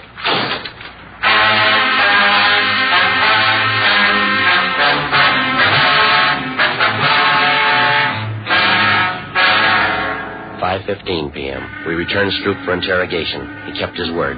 He refused to talk. 6:05 p.m. Frank called Fay, told her he'd be a little late. Stroop didn't move for a whole hour. He sat and stared, but he didn't talk. 6:40 p.m. We got a final report from pawn shop detail. The shops were closed. There was no statue. Stroop still hadn't talked. Don't you ever want to go home, Stroop? If I was to talk, he wouldn't let me go. Depends on what you'd say. I'd say it wrong, and I wouldn't get home. You won't this way either. I'd like to go. You can bet on that. This is the 7th year we had the program, and I never missed a one. Not a single one. Why don't you tell us what happened, Stroop? How would I know you'd let me go? You wouldn't. I might as well anyway. All right, what happened from Mass on? Well, there was Mass. I came out and started down toward the hotel. Back up. I left my stuff at the hotel, and then I picked up George's car. I didn't steal it. He said I could have it any time I wanted. Only this time I didn't ask him. I took it and started out. Well? I should have asked, but I just didn't. I went over to Grand Avenue for the Christmas bulbs where this fellow sells them secondhand. It was coming out of the lot that I did it. Yeah. The bumper must have caught the other car. Didn't leave too big a dent, but there was this long scratch. I got out and tried to wipe it off with my handkerchief. You know, spit on it like. Only it didn't do no good. I didn't think anybody saw. I don't know how you fellows found out about it. I'll check auto records. Right. Stroop, we didn't bring you down here to talk about that. You didn't? No. There's a statue missing from the church. The statue of the child Jesus. You mean I took it? You took a bundle out of church? Yes, sir. That was my other pants for the program tonight. I had a place sewed up and there was a button on it. You can check. But I wouldn't take a statue.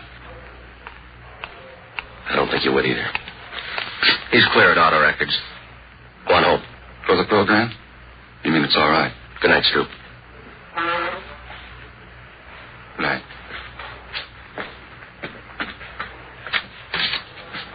Merry Christmas.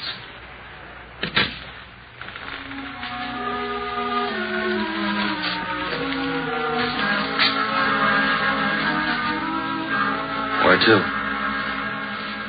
Well, I don't know. We could stay and work on it tonight. Wouldn't do any good. We won't find it. I don't think so. No use kidding the priest. Build his hopes up. Might as well go tell him now.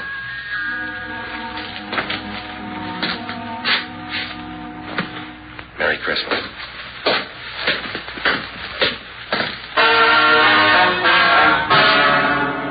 .27 p.m. We found Father Rojas.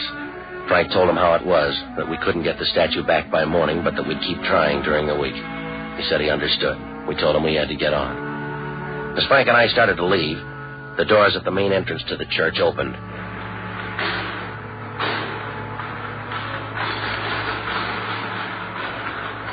It was a good 200 feet away. It was hard to be sure, but it looked like a small boy drawing a bright red wagon behind him. When he got closer, you could see he was no bigger than a pint of milk. He was a luminous-eyed little Mexican boy with a face as young as yesterday. The priest seemed to know him. Paquito? In the back of the wagon was the missing statue of the child Jesus. He picked it up gently and walked up to the priest. Padre Rojas? He just stood there looking up at Father Rojas. It's Paco Mendoza, the boy from the parish. Ask him where he found it. ¿Dónde lo encontraste? No lo encontré, lo cogí esta mañana. He didn't find it, he took it. Why? ¿Por qué? Todos los años Paquito rezó por un camioncito rojo. Este año Paquito rezó al niño Jesús. Yo prometí al niño Jesús el primer viaje en mi camioncito. He says all through the years he's prayed for a red wagon. This year he prayed to the child Jesus. He promised that if he got the wagon, the child Jesus would have the first ride in it. ¿Vendrá el diablo para llevar a Paquito? He wants to know if the devil will come and take him to hell. That's your department, Father. No el diablo. Jesús ama a Paquito mucho. We crossed over to the sanctuary. With the help of Father Rojas, the young boy replaced the infant Jesus in its rightful place, the crib in the nativity scene. Frank and I could have been wrong, but the small plaster statue seemed to approve. Mary, Joseph, the wise men, Gaspar, Melchior, Balthazar, the old shepherd, the young shepherd, the peasant, they all seemed to approve.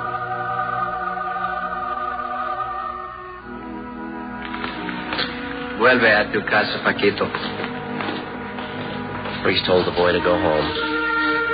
He took hold of his wagon and started the long walk out of the church.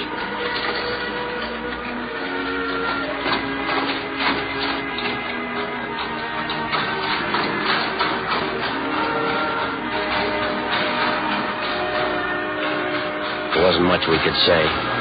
There wasn't much to say. We just stood there and watched him go. Halfway up, he turned to look back. And he went on out.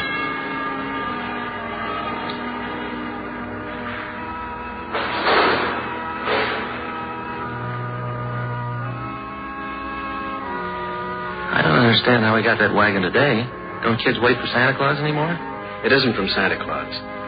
The firemen fix old toys and give them to new children. Paquito's family, they're poor.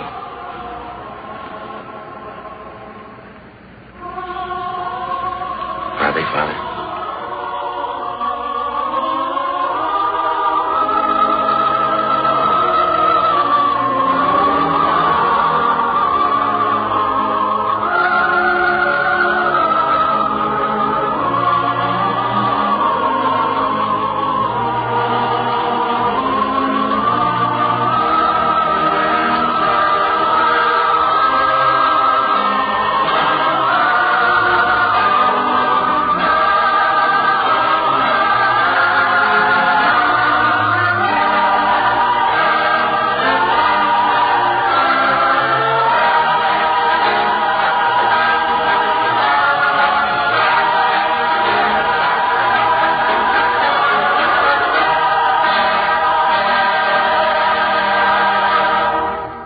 The story you have just heard is true. The names and locations were changed.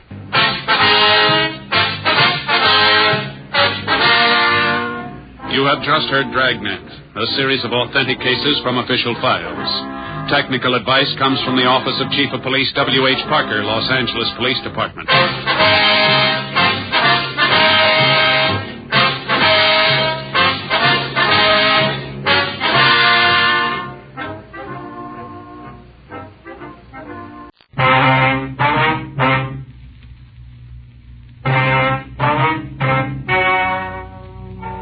Ladies and gentlemen, the story you are about to hear is true. The names have been changed to protect the innocent. Dragnet.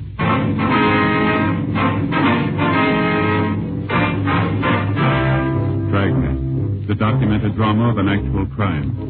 For the next 30 minutes, in cooperation with the Los Angeles Police Department, You will travel step by step on the side of the law through an actual case transcribed from official police files. From beginning to end, from crime to punishment, Dragnet is the story of your police force in action. It was Monday, July 6th. It was sunny in Los Angeles. We were working the day watch out of burglary detail. My partner is Frank Smith. The boss is Captain Bernard. My name's Friday. We were on our way out from the office, and it was 8:23 a.m. when we got to the corner of Walton Avenue and Adams Boulevard. A used car lot office. I'm sorry, gentlemen, but you can't come in here. We're police officers. Oh, well, Frank Smith? That's right. My partner, Sergeant Friday. How do you do? My name's Binion, John Binion. How are you? I thought the door was locked. Didn't want anyone to come in until you fellas got here. Are you the owner? Yeah. Did you put in the call? That's right. When I found out I'd been robbed. You want to tell us what happened? I sure do. Only one trouble. What's that, sir? Not much I can tell you. Opened the door this morning, same as usual. Came in, hung up my hat, and sat down at the desk. Yeah. Wouldn't have noticed anything was wrong, but I promised my wife I'd type her jingle first thing when I got here. What's that? A jingle. Wife works all the contests and papers, magazines, you know. Oh, yeah. She writes them in longhand, then I have to type them. That takes up my time, but it makes her happy and keeps peace in the family. Yeah, you want to go on? I sat down at the desk. Opened the door on this side. See? Yeah. Reached in to pull the typewriter up into position. No typewriter. It was gone, huh? Yeah. Knew something was wrong. I'd used it yesterday just before I locked up the place. I see. I looked around to see if anything else was missing. The adding machine and my desk fountain pen are gone, too. Now, how about the outside? Are there any cars missing? Yeah. One. A 1953 Dodge. I was saving the real bad news to last. All right, we'll need a description, the color, the model, the engine number. Mm-hmm. I knew you'd want it. Got it all right here on this card. Here you go. Okay. Better call this in, huh? Yeah. Late and print from the lab, too. Right. You can use either phone. Thank you. Can you give us the serial numbers on the typewriter and the adding machine? Have to talk to Mabel first. She has them filed someplace. That's your secretary? Yeah. This is her day off. Well, now, as far as you know, then, you told us about everything that was taken. Yeah? Were these windows locked when you came in? Yeah. I never open them. Don't have to. Place is air conditioned. Uh-huh. You say the front door was locked, huh? Yeah. Extra key is gone from the board, though. Fellas will be right out there. All right. What were you saying about those keys? Want to step over here? I'll show you. Now, these are the keys for the cars on the lots. All labeled. Here's where the keys for the Dodge were. Mm-hmm. This hook had the extra key for the front door. Binion, how many keys are there for the office? 3. I have one. Mabel has one. The other one was on the board. How long has she worked for you? Mabel? That's right. About 8 years. If you think she had anything to do with this, forget it. I'd as soon choose my own wife. We can understand it, Binion. We'll have to talk to her. All right. I'll call Mabel and have her come down. We'd appreciate that. I know she didn't have anything to do with this. I'll give you odds on that. Anyway, I've read in the papers recently where there have been other burglaries like this. Yeah. My money says it's somebody with experience. Maybe. You must have some idea who's doing it. Well, we're working on it. In other words, you don't have us to go on. Not a lot. Doesn't sound too good for me. I mean, my chances of getting my property back. We'll do what we can, sir. I know, but if you don't have any leads, if they don't make any mistakes, there isn't much you can do, is there? Seems to me the thieves always have the edge. Yeah, it begins that way. Hmm? They always start before we do.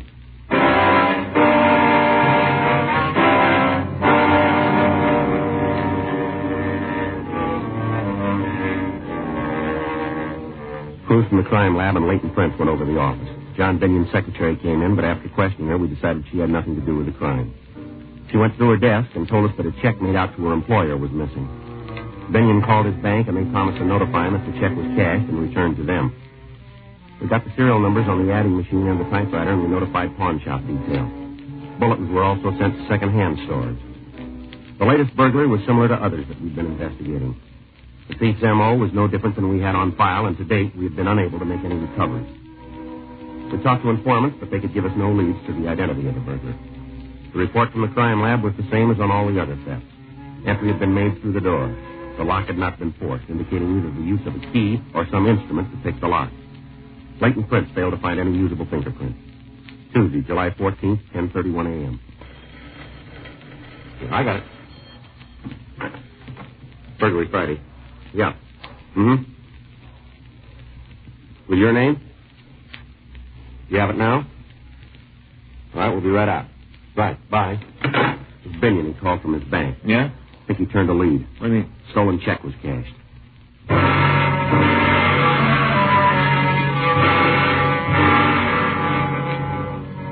When we got to John Binion's office, he showed us the check.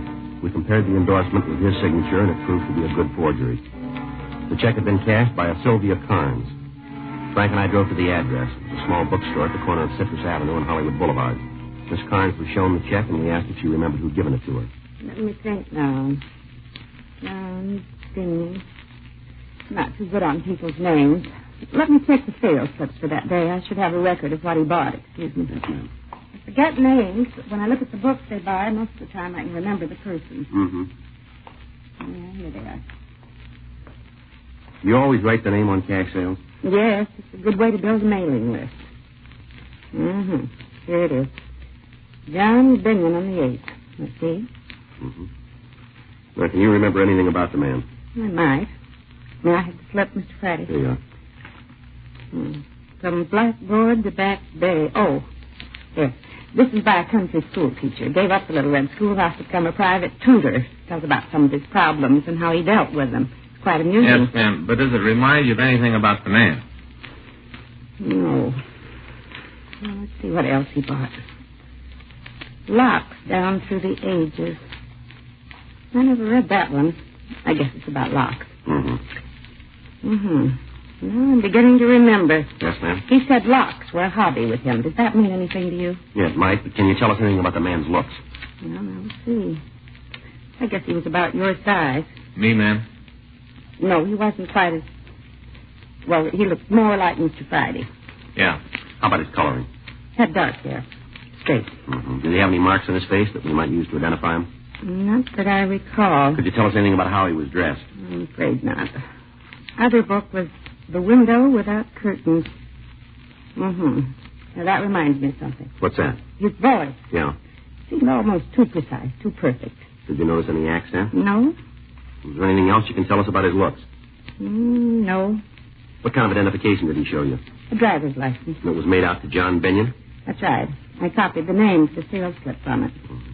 That's the only identification he showed you? Yes, I didn't ask for any more. He seemed to know a lot of the business people in this neighborhood. Yeah. Mentioned them by name, said he lived near here before he got married. I see. No, I've been in business for 6 years. This is my first loss on the check. That's right. I've always been so careful.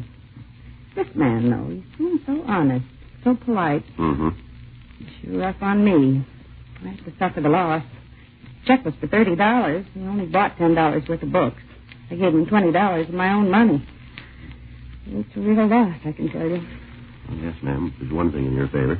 What's that? He's going to feel it more than you will.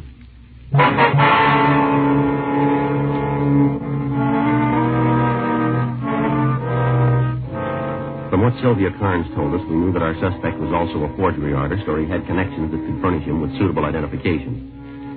Assuming the suspect might still live in the neighborhood, we spent the rest of the day questioning people in the area. We failed to come up with any leads.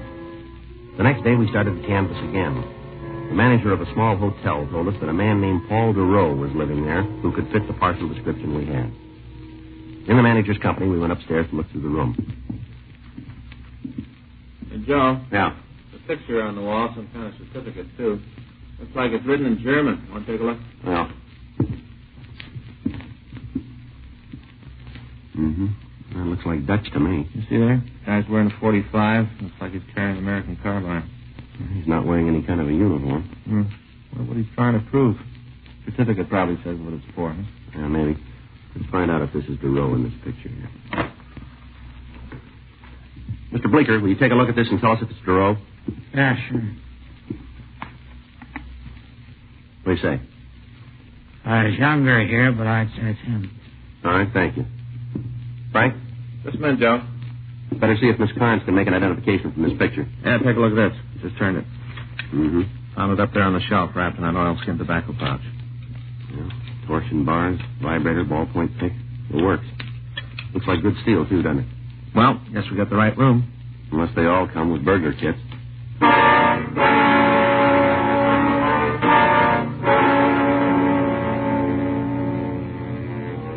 Frank and I continued to search the room. Besides the burglar kit, we found 3 books with the same titles as those bought with a stolen check. Sylvia Carnes identified the picture as being the same man that had passed the check. We called the office and asked them to run the name and description of Paul DeRoe through R&I. A local and an APB were gotten out on the suspect.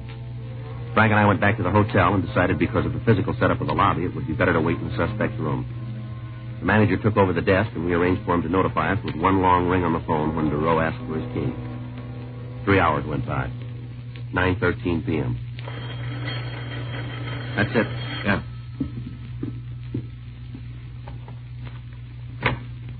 All right, hold it right there. Oh. Get the light, Frank. Yeah. Who are you? Police officers, what are you doing here? You're police, eh? That's right. Who are you? Paul sent me up here. Paul Duro? That's right. Where's he now? Why do you want to know? Come on, lady. Where is he? Waiting for me. Where? Outside in the car. He's still waiting? I don't know. What do you mean? Well, he left me off at the door. There wasn't any place to park. All right, go ahead. He was going to drive around the block and pick me up. What kind of a car is he driving? Well, I'm not sure. You rode in it, didn't you? Yes. Well, don't you know what kind it is? I didn't pay any attention. Well, what do you mean? Well, he drives so many different kinds.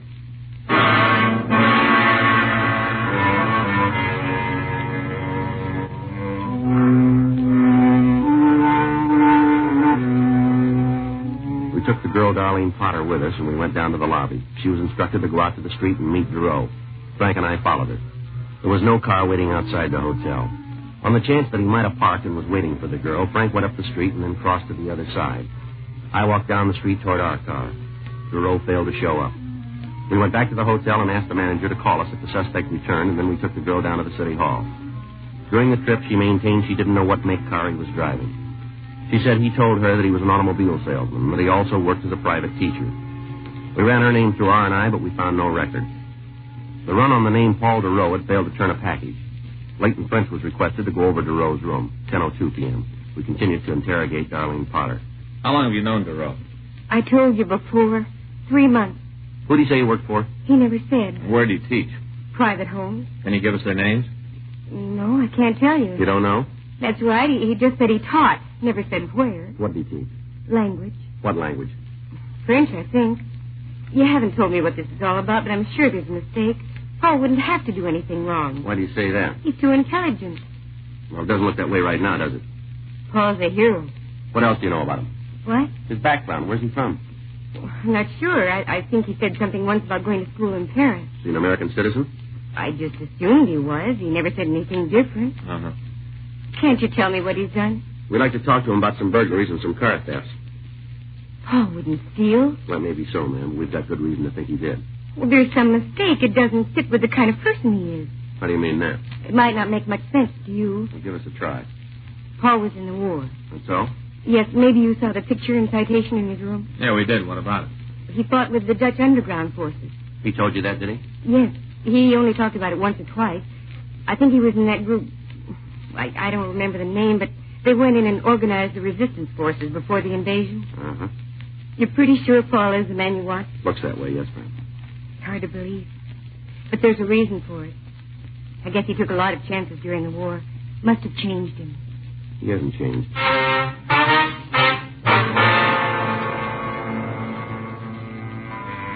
Further interrogation of Darlene Potter convinced us that she knew the suspect only as a friend. When we drove her home, she gave us a more recent snapshot of Duro.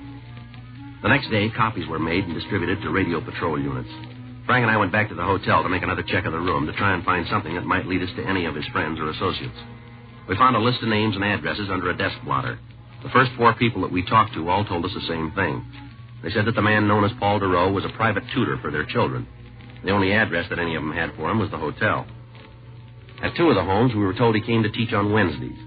One party said he came on Saturdays, and the other one said he came on Tuesdays. 4:03 p.m. We identified ourselves and were admitted to a home on Chatham Drive by a Mrs. Grace Findlay. Won't you gentlemen be seated? Thank you very much. Well, what was it you wanted to see me about? Well, Miss Findlay, we'd like you to look at this picture and tell us if you recognize this man. There you are. Certainly. Why, yes, that's Paul Duro. Wonder if you'd mind telling us what you know about him. Well, I'm not sure I understand just what you mean. Well, is he a friend of the family? Yes, in a way. He's the children's French teacher. Uh-huh. He's not in trouble with the police, is he? We'd like to talk to him. I hope it isn't serious. Well, it might be, Miss Finley. Serious enough to have him put in jail? Might be. Oh, I'm sorry to hear that. He's been so wonderful with the children. Mm-hmm. He's the 3rd teacher we've had. Somehow they never liked the others, but they're just crazy about Paul. You're certain he's done something wrong? We'd like to find him and get his side of the story. Now, do you have a home address for him? Yes. Does he know you're looking for him? We wouldn't know that, ma'am. It's strange. How's that? Well, I was thinking if you're looking for him and he knows it, it's odd he called here today. You talked to him today? Yeah. Thursdays he gives the children their instructions. Yes, ma'am. He said he'd be here at 5 o'clock.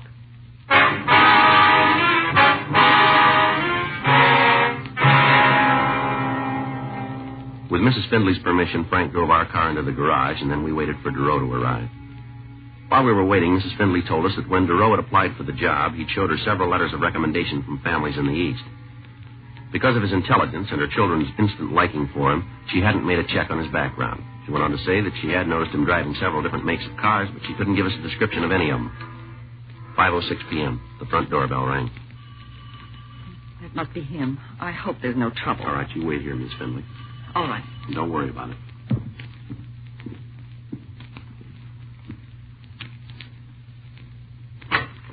I'd hold it right there, Duro, police officers. This is hardly the reception expected. All right, move over. Put both hands up against the door. Come on, move. We use the same method. Frank? Yeah, he's clean, Bill. I could have told you, gentlemen, that I'm not in the habit of coming to a client's home carrying a gun. All right, turn around. Get your hands behind your back. Couldn't we dispense with the handcuffs? This is rather embarrassing. Well, you'll get used to it. I was thinking about the children. I don't want them to see me like this. You should have thought about that sooner. Better get the car, huh? Right. I imagine this is about the check I cashed? A few other things. I worked with the Americans during the war. Good so? I learned a good many things about them. Very resourceful, brilliant, and eager to help the less fortunate. You forgot one thing, didn't you? What's that? They don't like to be robbed.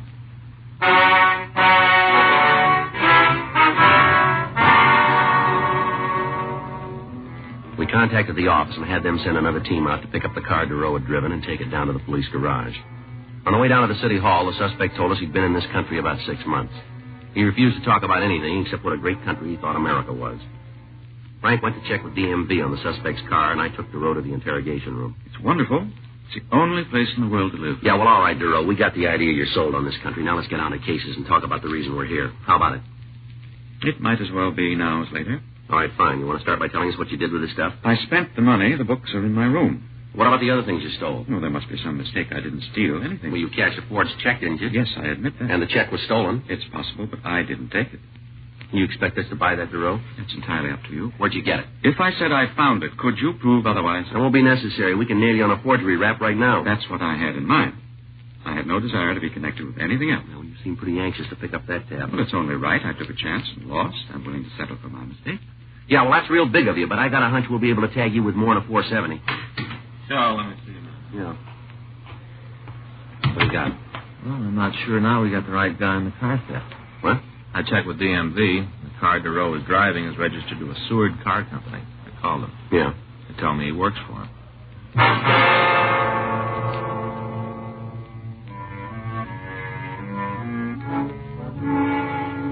We continued to question Duro, but he refused to admit any knowledge of the burglaries and the car thefts. He was booked on suspicion of 470 PC and taken to the main jail. The next morning, the owner of the bookstore identified the suspect in a show-up. We questioned him again, but he failed to admit anything but the check forgery. 9:23 a.m. Frank and I returned to the office. You gotta hand it to the guy. He's cool. Yeah, but he's too ready to buy in on that 470. Yeah, I'll check the book. All right. Here's a number for you to call, Joe. Is there any name on it? Yeah, a fellow named Eiler. Give any reason for the call? Nope.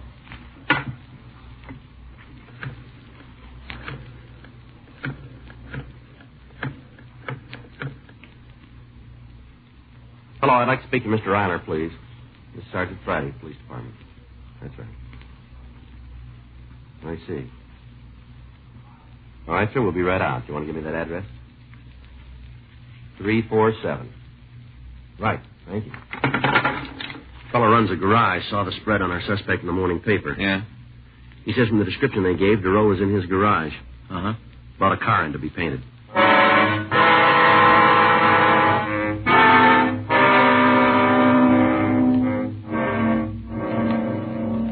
Frank and I drove out to the garage, and when we showed Duro's picture to Frank Eilers, he identified him as the man who'd brought in a Nash sedan to be repainted. We checked the engine number and found it listed as stolen. We went back to the office. Here's that FBI kickback. Did you read it? No, I just picked it up.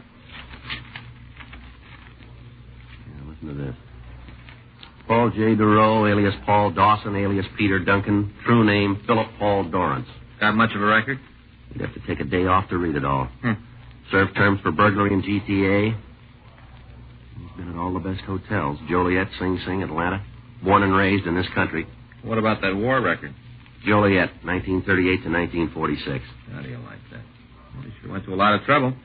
Having his picture taken and that get-up and that phony certificate. The way that picture looked, all those trees and the countryside. Sure looked like Holland to me, didn't it to you, Joe? Well, that's our big trouble. What do you mean? We never been to Holland.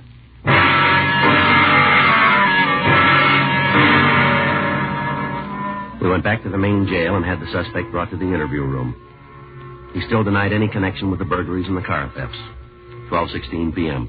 With my war record, I don't have to be subjected to Now, this. look, we got you made on the check, and it won't be hard to prove you stole that car. Your story falls apart like a $4 suit. I have great admiration for the Americans. Yeah, you've been telling us that. I managed to escape situations more difficult than this during the war. I was trained for it. Yeah, you told us. Of course, there was some difference then. We were all on the same side and fighting for the same things. You know, you're doing a lot of talking, but you're not saying anything. I'll tell you what you want to know. You do that. Yes, Well, all right, go ahead. I will. But first, I'd like to tell you about the shoes. About what? Shoes. What about it? I fought with the Dutch underground. Now, for a man to fight, two things are important. Is that so? A gun and a good pair of shoes. Mm-hmm. Many of us who wanted to fight had neither. One of your OSS men contacted us and said we would get them. And one night a plane came over and dropped containers by parachute. Yeah. The man kept his promise. We got guns, the fine carbines, and we got shoes. When daylight came, I looked at mine very closely. They had stamped on them, made in America. Yeah. And that's when I made up my mind. You did? Yes, I decided that someday I would come to the United States. Mm-hmm. I knew if I wasn't killed, I'd come here. Yeah, it's a wonderful story, isn't it? Yes, and I regret that I'll lose my chance to become a citizen. They may even deport me for this. No farther than the nearest jail. Now, please don't make light of my predicament. I admit I made this one Oh, mistake. come on, look, settle down, will you? I can buy a better story than yours in any magazine. All right. I didn't want to do this, but I insist that you call the Dutch consul. They never heard of you. Well, there must be a mix-up of some sort. Somebody must know me. Yeah, sure, every prison warden in the United States. You've got a record that'll reach from here to Holland, but that's the closest you ever been. Your real name's Philip Dorrance. The only war you ever fought was in the prison library over the daily papers. You've been in and out of every joint in the country. Now, there's more. Do you want the rest of it? No, I guess that's enough, isn't it? I might as well admit it. I'm a burglar and a car thief. You left one out. What? You're a liar.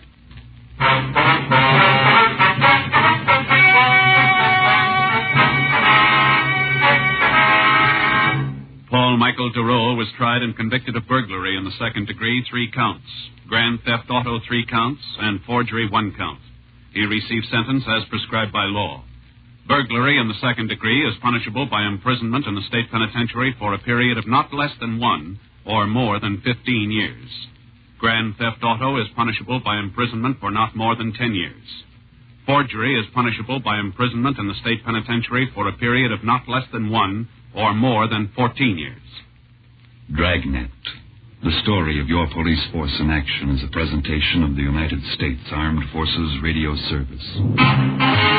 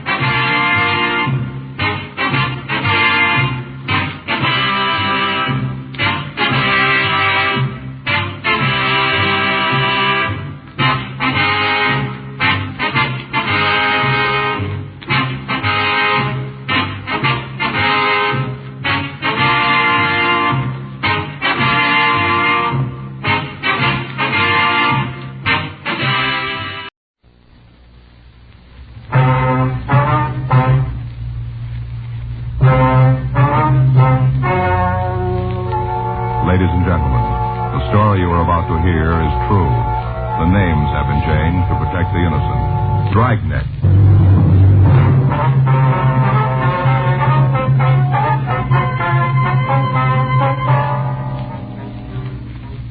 You're a detective sergeant. You're assigned a robbery detail. For the past 3 weeks, a strong-arm hold-up man has been terrorizing the downtown area. You've got a description of the thief and a method of operation for him. Your job, find him.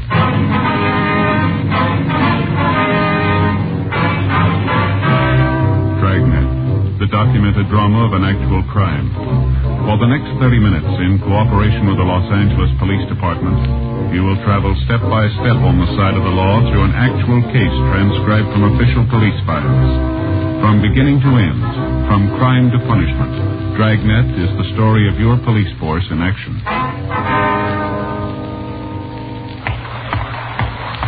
It was Monday, May 3rd. It was warm in Los Angeles. We were working the night watch out of robbery detail. My partner's Frank Smith. The boss is Chief of Detectives Thad Brown. My name's Friday. I was on the way back to the office. It was 4:02 p.m. when I got to room 27. Robbery. Hi, Joe. Hi. Jim, how's it going? Pretty good. What do you got here? That's a new gimmick they're trying. Well, what's it do? Suppose let all of us in the room hear what comes over the hotshot phone? You mean without picking it up, huh? Yeah. Hmm? How's it work? Well, look, I'll show you. This knob here is the volume control. Mm-hmm. You just turn it on, put the phone on it, like this. You have to adjust this little gizmo so it fits the earpiece. That's all there is to it. Mm-hmm. Where do we hear it? Through that speaker over there. Uh-huh. We got another one hooked up in the squad room. Well, we ought to be able to hear it any place then, huh? Yeah. You don't have to get up and pick up the receiver. You can hear the whole call. Should make it a lot easier. We gonna keep it? We're just trying it out the way it looks. We'll leave it in. Ought to save a lot of steps. Yeah. Called a phonodeck, huh? Yeah, works good. Lot better than trying to juggle a phone on your shoulder and write at the same time. And the desk man doesn't have to repeat what's said to everybody in the room. That's all right. I only got one question. What's that? Wilson and Market Street, southeast corner, 211 and Slugging. Never mind. I just got the answer. Huh? It works. Wilson and Market Street, southeast corner, 211 and Slugging.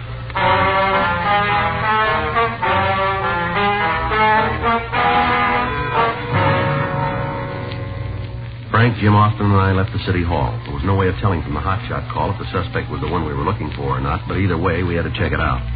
It took us 3 minutes to get to the scene. An ambulance was in the area, and they'd answered the call. The attendant was giving the victim first aid. She was a woman in her late 50s or early 60s. Please. Oh, do something. I can't stand much more. Please do something. All right if we talk to her? Yeah, make it brief. We got to move her in as soon as we can. All right. Lady, I'm a police officer. I've got to talk to you. Oh, go away. I can't talk to anybody. Can't you give me something? Please, it hurts so. Oh, we'll take care of her. You just try to relax. You got a name on her? Cards there, Myra McFadden. Miss McFadden, can you tell us who did it? No reason. I'd give him money. He didn't have to kick me. Was it one man? When he asked for it, I'd given it to him. Did you see who it was? I can't stand it anymore, please. What's wrong with her here? The leg's broken, bad fracture went through the skin. Can you tell us what happened, Miss McFadden? He tried to grab my purse. I didn't know. He tried to take it away from me. Yes, ma'am. I wouldn't let him have it, and then he kicked me in the back, and I fell. Something happened to my leg. Oh, please do something, please. Just a minute, Miss McFadden. Oh, God, please help me. Excuse me, Sergeant. I'll have to give her morphine injection. Sure, right ahead. Oh. Oh. Was it a man? Yes. Was he tall? Yes. About 5'8" to 5'10", maybe? I don't know. Or was he dark? Yes. Did he say anything to you at all? No. He just kicked me and I fell down. Was he wearing a coat? What? Was he wearing a coat? Coat? Yes, ma'am. Oh, I don't know. He just kicked me and I fell down. My leg doesn't hurt anymore. I can hardly feel it. Not anymore. It doesn't hurt now. No. take her in now. Right. What'd you find out, Jim? Anything? Talked to the newsboy on the corner. Did he see it? At the beginning. Heard the woman scream, turned around, saw the guy bring his knee up into her back, dropped her on the sidewalk. Did he get a look at him? Yeah, the fellow took off down that way. Newsboy ran after him. When he realized he couldn't tag him, he came back, called the ambulance. How about a description? Gave that to the other fellows. They got it out. Uh-huh. Well, how's it line up to you two? All the way. It's the guy we're looking for. Well, he switched his M.O. He's hitting in the daytime now. Yeah. Something else, that old lady. She's getting braver all the time.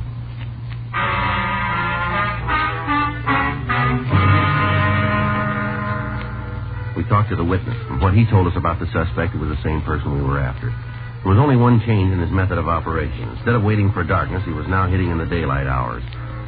During the time we'd spent on the case, the staff's office had made several runs trying to give us some kind of a lead. Everything about the suspect had been checked and rechecked. Special show-ups were arranged, and possible suspects were shown to the victims. In spite of all our efforts, the suspect continued to run free. Wednesday, May 5th, Frank and I stopped for dinner across the street from the city hall. The big thing now. What's that? Mambo. Mambo. Dance step. Faye's been trying to get me to learn. She sees it on TV all the time. Faye says a man looks sophisticated when he does it. That's what she says, huh? Yeah. You think it would? Would what? Make me look sophisticated. Well, you want me to be honest? Sure, Joe. I don't think anything could do that for you. Well, I'm glad to hear it, old buddy. Mm-hmm. I'll tell Faye. Keep her off my back about taking them lessons. Mm-hmm. Hi, Joe. Oh, hi, Dick. How's it going? Oh, pretty good. Donahoe said you was over here. Uh-huh. It's my partner, Frank Smith. This Dick Blake writes for the L.A. Examiner. Hi. Haven't seen you for a while, Frank. Oh, yeah. Hi, Dick. Want a cup of coffee? No, thanks. I just had dinner. You looking for something special, Dick? I'd like to get a story on the strong-arm man you fellas are after. Anything you can give me? No, you got about all of it. What about the McFadden woman? She gonna be all right? Well, I haven't heard anything. I called the county hospital this afternoon. Yeah? Said her leg's been set. Gonna take some time to heal. They're giving her a new kind of serum. She gonna be all right, though, huh? They're not sure yet. They don't know if there's any injury to her spine. Yeah, sure, a rough one. Well, that's the way this guy does business. We've been getting calls for the last 10 days, letters to the editors, everything. You can get in line, Dick. It's been coming at us from all sides. What do you got on them? Well, we ought to put out a mimeographed answer to that. We can take a lot of paper. Is there anything I can have? It's no secret. Most of the victims have told us the same story. Guy comes up to him and starts a conversation. About a ride someplace, cup of coffee, anything slow the victim down from me. First chance he gets, he slams the victim into a wall and asks for the money. Now, before the McFadden woman, he worked at night, didn't he? Yeah. What about his choice of victims? A possible tie-in there? Not that we can find. Anybody on the street is right. You got a description on him? Yeah, white male American, around 30, dark hair, dark eyes, 165 pounds, 5'8", 5'10". That's a couple of thousand people. Yeah. Now, what about the area he's working? Is there anything there? Well, seems to make most of his pickups down around the plaza. Now, what about the victims themselves? What do you mean? Well, they usually look like they're carrying money, or No, not all the time. Last week he beat up a serviceman in civilian clothes. He took $44 from him. Kid didn't look like he had a dime in his pocket. Yeah. Nothing about this guy fits a pattern, Dick. There's only one thing we can drop in a pocket. He's mean. The way it works, the kick he gets out of beating up a person, it's got to mean more than just money to him. Yeah. Well, one more thing. How close are you? Outside a country mile. Yeah. Half the division's been on his tail. This keeps up, and Metro's going to ask for an increase in budget to hire more men. We got the area covered like rain, and he don't get wet. Well, I got to get back to the office. Write something. Try to take it easy on us, will you? Look, we're on your side. Now, thanks for the help. Okay, see you around, huh? Right. So long, Frank. Take it cool, huh? Yeah. Anything comes up, let me know, huh? We get something, you'll hear about it. Sure like to get a break on the story. Well, we're both even there. Huh? So would we.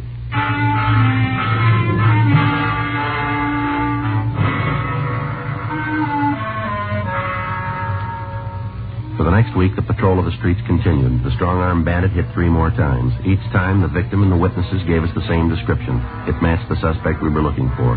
Thursday, May 13th, 7:52 p.m. We got back to the squad room. Anything come in? Yeah. Kick back on Whitey. How's it look? No good.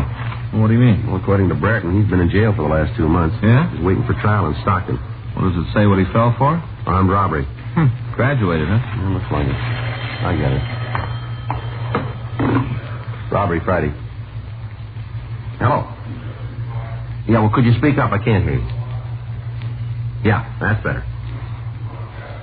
How's that? Well, what was that name again? Yeah, well, now give me your name. No, we can't do much with that. What do you got? Fellow says the name of the strong-arm bandit's Benny Jessup. Well, what about the person who called? Hung up. Anonymous, huh? Yeah. Well, what do you think? That was one way to find out. Yeah? Ask Benny Jessup.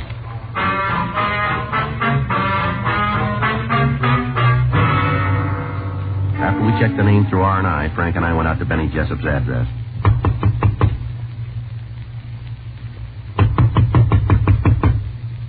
Yeah? Who is it? Benny Jessup? Yeah, what do you want? You Benny Jessup? Yeah. Police officers want to talk to you. You looking for something special? A couple of questions we want to ask you. Sure, I got no beef with the cops. Appreciate it if you keep it short. I got big trouble. Hope this seltzer might help. Yeah, must have got a hold of some bad food. Really? Excuse me. Yeah. What's it all about? You ever been arrested, Jessup? Yeah, look, it'd be a lot easier and faster if I start off telling you I've been in the route, huh? You guys checked the record before you came up here. You know I fell once for burglary. You know I'm free now. Don't owe nobody nothing. Let's go from there. All right, you got a job? Yeah. What do you do? I'm a candy butcher. What's that? I sell candy. Where? One of the theaters downtown. When do you work? Nights. Name them. Monday through Saturday. What hours? Check in at 4, work till 11, 11:30. How come you're not there tonight? I told you, I'm sick. How long you had the job? Oh, a couple of years. Anybody at the theater to back that up? What do you mean? Well, anybody will say you're there. Look, you better tell me what this is about, huh? I'm not hung up on anything. I got no part of any action you guys are in on. Well, it comes down to one thing. If you can prove you're working every night, you're clean. Yeah, I know that now. How do you sell this candy? Where are you in the theater when you work? All over, storeroom, lobby, all over. You got a regular stand or you work in the aisles? Stand in the lobby. Somebody there to take the tickets? Yeah. Well, he ought to be able to tell us then, shouldn't he? Tell you nothing. I've been working since I got out of the joint. You go down there and start asking a lot of questions, you're going to cause a lot of trouble. Is that right? Liable to get me fired. Don't worry about it. Yeah, easy to say. You haven't got the job. Better call and check, huh? Yeah. You got a phone? You see one around? Give me the number. I don't know it. You work there, but you don't know the phone number. I forgot. Where is the place? Corner 3rd and Weller. What's the manager's name? You got to talk to him? Now, look, I can do it on the phone or we can go on down there. How do you want it? Name's Woodrum. I'll check it, Joe. Well, if you tell me what this is about. If it fits, you'll know. Who turned you on me? What? Look, who tried the box job? You got reason to come up here. I don't know what you're digging for, but I'm not around. Somebody gave you my name, didn't they? We heard it. Who? If we told you the truth, you wouldn't believe it. Somebody I know? It's hard to say. You just need 2 words. What's that? First and last name. We got a call. We don't know who it was from. Person said we were looking for you. And you barrel up here and roust me? You got no rousting. We had to check it out. What is it, burglary? No. Well, then I'm home free. Only thing I ever fell for. I learned. How about it? You talk to Woodrum? Yeah. What about my job? The alibi hold? He's been there every work night for the last 4 months. I told you that. All right, you're out, but somebody's on your back. Nothing new. I've been carrying a lot of people. All right, Jessup, we'll leave it right there. Keep your nose clean. Thanks a lot, cop. I'm not sure I want you on my team. Huh? Look, what about my job? What did Woodrum say? You got no trouble. What do you mean? He says take care of yourself. Yeah? Be at work tomorrow night. We'll see you around, Jessup. I didn't tell him everything. What? I talked to the manager on the phone. He filled me in. Yeah. You know the guy who called you? Yeah, what about him? He's an usher down there. Yeah. He wants to be a candy butcher.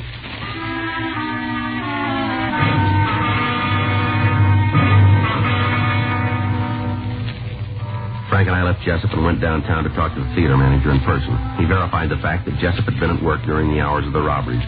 Other people who worked in the theater were questioned. Their statements ruled out Jessup as our suspect. Another day went by. There were several strong-arm robberies in the downtown area, but none with the same viciousness used by our suspect. Saturday, May 15th, Frank and I got back to the office. Hi, Joe. Frank. Jim? Hi. What do you got there? Talked to Skipper this afternoon. Had a meeting with Chief Brown. Yeah. They drew the line, said we got to come up with something. Well, we got half a minute Metro working on it now. All the streets are covered. There's not much more we can do. The guy's got to make a mistake. All we need is a little time. Skipper just cut off the supply. You have any ideas? Yeah, I've been going over it. Take a look at this map. Mm-hmm. Most of the strong arms have been taking place in this area. Yeah. We've had cars here, along here, and covering the alleys in here. Mm-hmm. But suppose we put our own men in that area on foot. Decoy system, huh? Yeah, only thing we haven't tried. Well, it might work. Something to do. How do we set it up? Guy makes most of his pickups around the plaza, right? That's right. And we start from there. Each night, one of us walks around the streets, try to pick the guy up. Other two follow in the car. So what's the captain think of the idea? Haven't talked to him yet. He can't beef. It's a possibility. When do we start? How about tonight? Well, let's go. Wait a minute. Who's going to do the walking? Doesn't make a lot of difference. How about flipping a coin? All right. Odd man? Fine.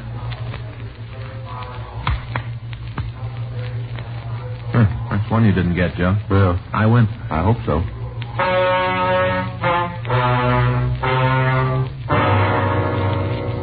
For the next 2 days, the plan was carried out. The thief didn't hit. We began to wonder if he'd quit his operation. Monday, May 17th, while Frank and Jim Austin followed me in Unit 1K80, I acted as decoy. 12:47 a.m. It looked like another wasted night.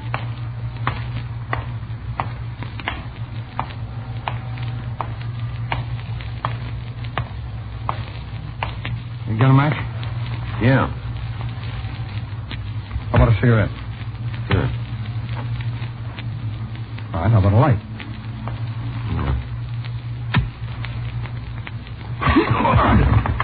Give me your wallet. Try and take it, huh? Sidney! Sidney! All right, fella, where are you going? Let me go! Okay. Get up there. Get your hands against the wall. Come on, move. All right, now get your hands in back of you. All right. Come on, don't shove, cop. Just do as you're told. It'll save you a lot of trouble. Jim? Yeah, here you go. All right, you. Hands down. Turn around.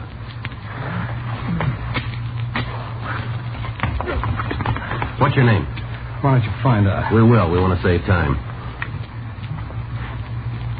Joe Schaefer. What's your name, fella? What's your name?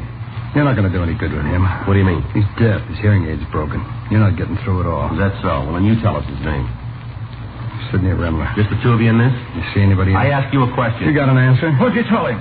I can't hear what you said. Never mind. I told you wouldn't get through to him. You got it wrong. Huh? We'll get through.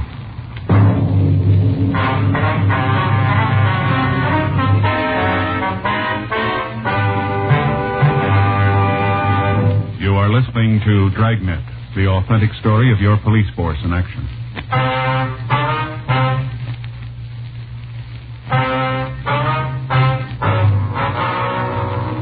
Frank, Jim Austin, and I took the suspects to the city hall for questioning.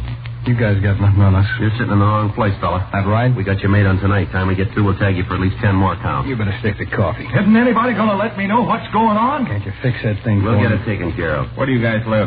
Big, cop. That's what you pay All for. right, we can do it the hard way if that's how you want it. You're getting no help from me. That works both ways. Oh, you're whistling anyway. You maybe got us for tonight, that's all. What's going on? Oh, shut up. Be careful what you tell them. You guys work alone? You got a reason to think there's anybody else? We want you to tell us. You're off your rocker, cop. You better put a button on that mouth, Schaefer. The way you treated people doesn't give you a soft ticket. Doesn't make any difference how I got it. I'm going to ride it all the way. Yeah, well, you stick with that and see where you land. Really off your rocker. Isn't anybody going to tell me what's going on? All right, take everything out of your pocket, Schaefer. What? Come on. Just put it right there on the table.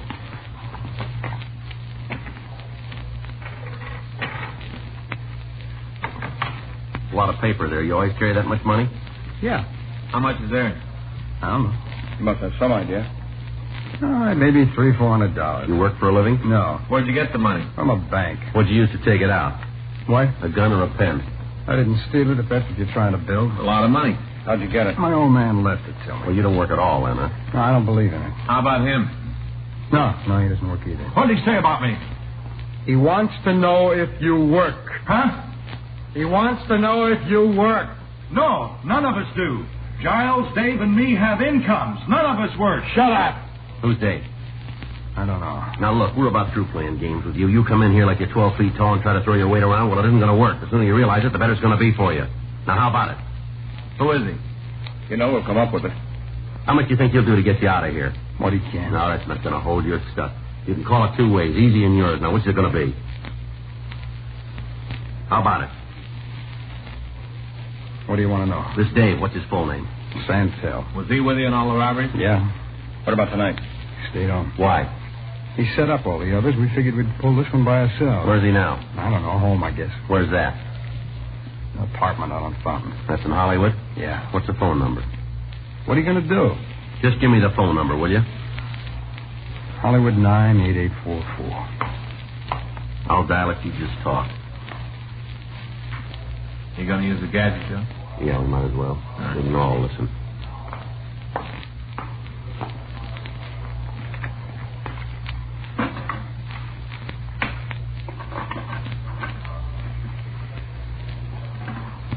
It's Hollywood 98844.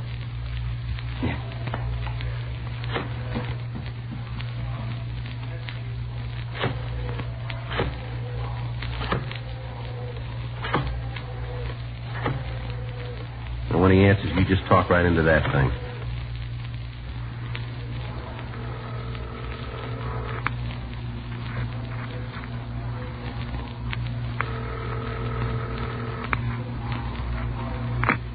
Hello. Hello, Dave? Yeah, this you, Jones? Yeah. Isn't he with you? Yeah. How'd it go? Pretty good. You coming home right away? Yeah. I'll go out and get some beer. I should be back by the time you guys get in. Okay, Dave. We'll see you. As soon as you get home, we'll have a celebration, huh? Yeah, sure. Hey, I'll tell you what, I'll give the girls a call. Sound all right to you? Yeah, it's fine. Oh, one thing, though. What's that, Dave? You know that Helen always got a couple of crow girlfriends around. You better stop on the way home, huh? What for? Well, see if you can pick up a couple more guys.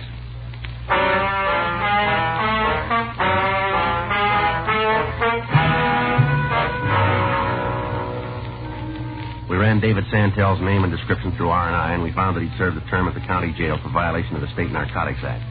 There was no record on either Giles Schaefer or Sidney Remler. Remler was taken to the main jail, and Frank and I, along with Jim Austin and Giles Schaefer, drove out to Santel's apartment. It was a large place in the Hollywood area. While Jim Austin stayed with the suspect, Frank and I checked with the manager. He told us that Santel had left a few minutes before we got to the place. The four of us went inside. I know, you go on over there and sit down. You guys sure throw muscle around. Yeah, we got a long way to catch you. All right, what am I supposed to do when Dave comes back? Just sit there and keep your mouth shut. You know, it's going to be pretty interesting. What's that? The expression on your face when the judge turns us loose. Well, don't make book on that. Place is clean, Joe. Right. You guys never do one honest day's work, and you always live high, don't you? Stay there, Schaefer. Aren't you all set? Yeah. Watch the face! Now, is there anything else you want to throw? No. You cause me more trouble, I'll make a hole in you big enough to walk through. All right. Turn around. It's clean. Put your hands down. You don't need those. I'm not going to give you any trouble. Let's make sure. I told you not to put those on me. Try to muscle us, cop. I got a lawyer. You're going to be on the carpet for this. Time we get through with you, I'll have you walking the beach so far out, you'll be lucky to get home on weekends. You know, you punks make me sick to my stomach. You lean on some old man or woman, you strong-arm a serviceman, you got about as much guts as an underfed worm. Why don't you save it for the court, You sit on your mouth, fella. I'll let you know when I'm through. I'm going to tell you something. You remember what happened to you tonight. You put it on the wire and get it around to the rest of the two-bit bums that work this same filthy operation. You tell them every time they put the arm on an old man, every time they slug a serviceman, they're never going to know. It might be a cop, and if it's not, there'll be four of us waiting in the next doorway. So before you roll that next victim, you think about that, will you? You got it all off your chest now? No, I got one more thing for you. You're going to jail, and we're going to drop every book we got on you. There's a mirror in the car. On the way in, you look at it and smile. What for? Be happy you still got all those teeth.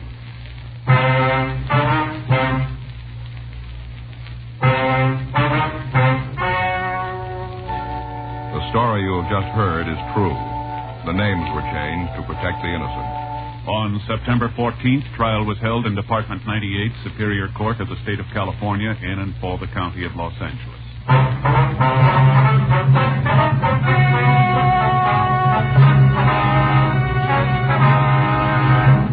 Giles Herbert Schaefer, David Arthur Santel, and Sidney Thomas Remler were tried and convicted of robbery in the first degree, 14 counts, and received sentence as prescribed by law. Robbery in the first degree is punishable by imprisonment in the state penitentiary for not less than 5 years on each count. Because of the viciousness shown by the suspects, their sentences were set to run consecutively. Dragnet is a presentation of the United States Armed Forces Radio Service.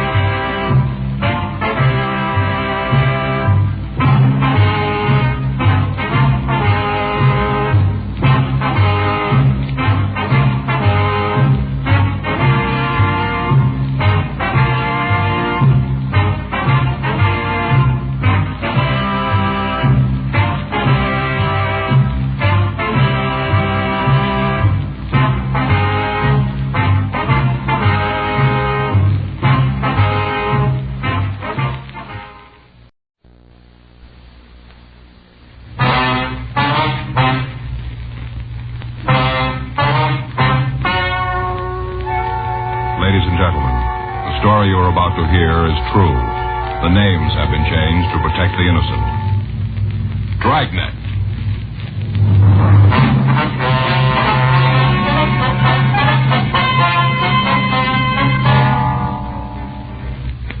You're a detective sergeant.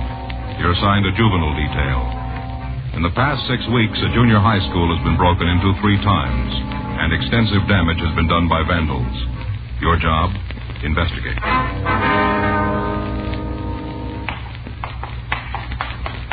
It was Monday, March 9th. It was cold in Los Angeles. We were working the day watch out of juvenile detail. My partner's Frank Smith. The boss is Captain Powers. My name's Friday. We were on our way out from the office. It was 8:32 a.m. when we got to the Hillside Junior High School. The vice principal's office. Good morning. May I help you? Yes, ma'am. Police officers. We'd like to see Miss Ridley. Oh, yes. You've been here before, haven't you? That's right. Uh-huh. Miss Ridley's expecting you. You can go right in. Thank you very much. Come in. Good morning, officers. Come in, please, and sit down. Thank you. You seem to be getting more than our share of trouble. Yes, ma'am. What is it this time? Same as before, a little more serious. Cafeteria? Yes, wait until you see the place. Just downright vandalism. Food thrown all over on the walls and the floor. Mm-hmm. But they didn't stop there. What do you mean? The student supply store was broken into. In fact, that's where the entrance was made. Yeah? Girl in charge says that a number of items are missing. What was taken? Things the students use in school. Notebooks, pencils, fountain pens. I see. There were a lot of transportation books taken, too. Those are the kind the kids use on the buses and streetcars, is that what you Yes, mean? that's right. Well, they have serial numbers, don't they? Yes, we keep a record of them in the office. You'll be able to give us a list of the numbers on the missing books? Oh, yes. All right, fine. What if we could take a look at that storeroom? Surely. It's right next to the office.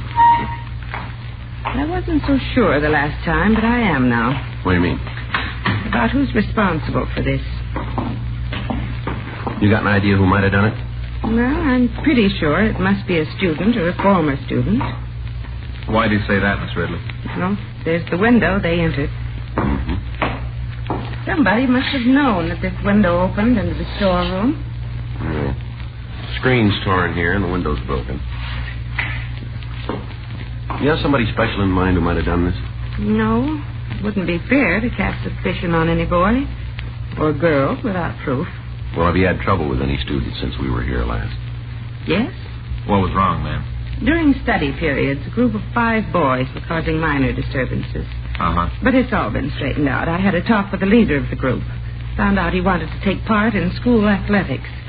His parents didn't want him to, afraid he might be injured. Mm-hmm. So I called them in for a conference. We talked, and they finally agreed to let the boy participate in school sports. Mm-hmm. That's all there was to it. Haven't had any trouble since. How about the other boys? They weren't really bad. Without a leader, they just settled down. I'm sure it wasn't any of them. Mm-hmm. Wonder if you could tell us if anything has been moved in here. No. This is just the way we found it. Mm-hmm. Wonder why they didn't mess this room up, too. I don't know. I've been teaching for 20 years, and I'm pretty sure of one thing. What's that, ma'am? Children do wrong, but not because they want to be tough or brave. Usually because they're afraid of something. Mm-hmm. Most of them are pretty frightened kids. They need help. Well, we'll buy that. The problem is, what happens to them if they don't get it? I'm afraid you know the answer to that one better than I do. They'll still be around. Yes? As frightened adults.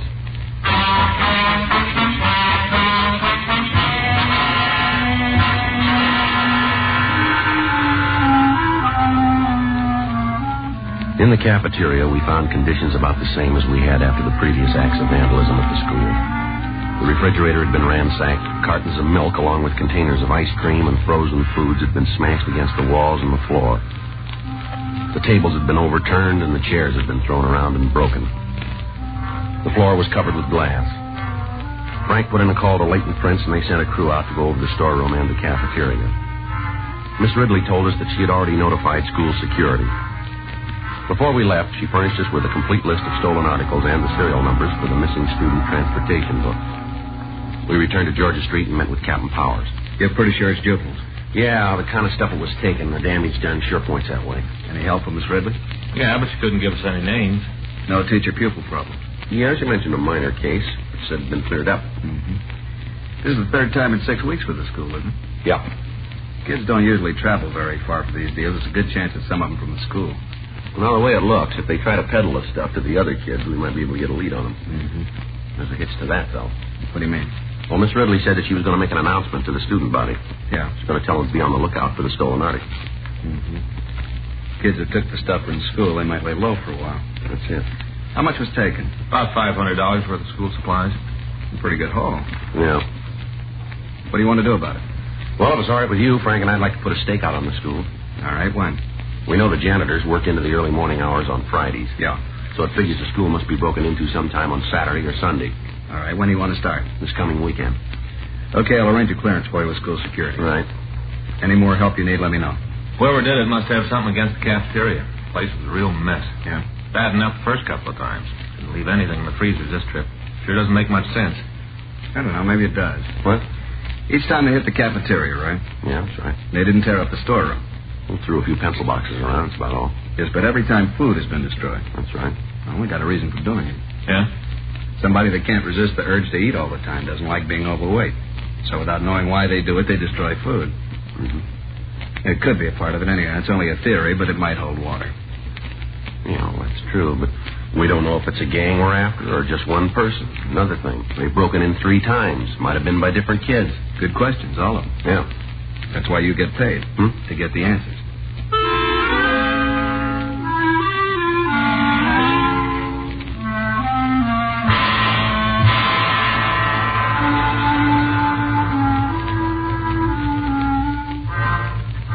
We kept in contact with Miss Ridley during the rest of the week, but as far as she knew, none of the stolen articles showed up.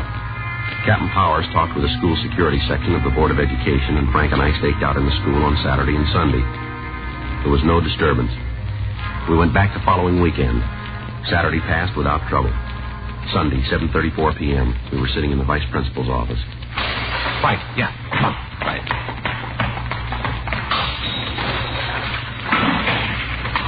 All right, son, come on. Party's over. What? Come on, tell us. Grab him, Johnny. Let me go. All right, take it easy, boy. Now, take it easy. This isn't going to help. Just hold still. What's your name? Jerry. What's your last name? Beckle. You've done this before? Come on, son, answer me. All right, let's go. You gonna put me in jail? We'll see.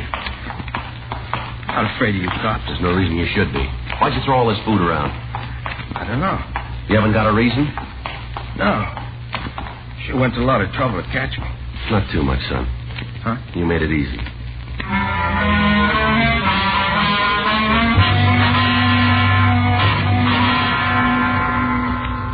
Before leaving the school, Frank called school security and notified them of the broken window and the damage done by Jerry Beckel. We drove back to Georgia Street to question the subject further. On the way down, he refused to say anything. At the office, he told us he lived at 1206 Walnut Street. Frank went to check Central Juvenile Index. 8:42 p.m. That's all. Not going to tell you any more. Now, let's get one thing straight, son. You're in trouble. We'd like to help you, but you got to play ball with us. We'll level with you, but you got to play it the same way. Now, do you understand? Yeah. All right. Now, we can't do anything for you unless you want us to. Unless we know why you do these things, it'll be pretty hard for you to find a way out. Is that clear? Guess so. Well, the only way we can find out is if you tell us the truth. Joe?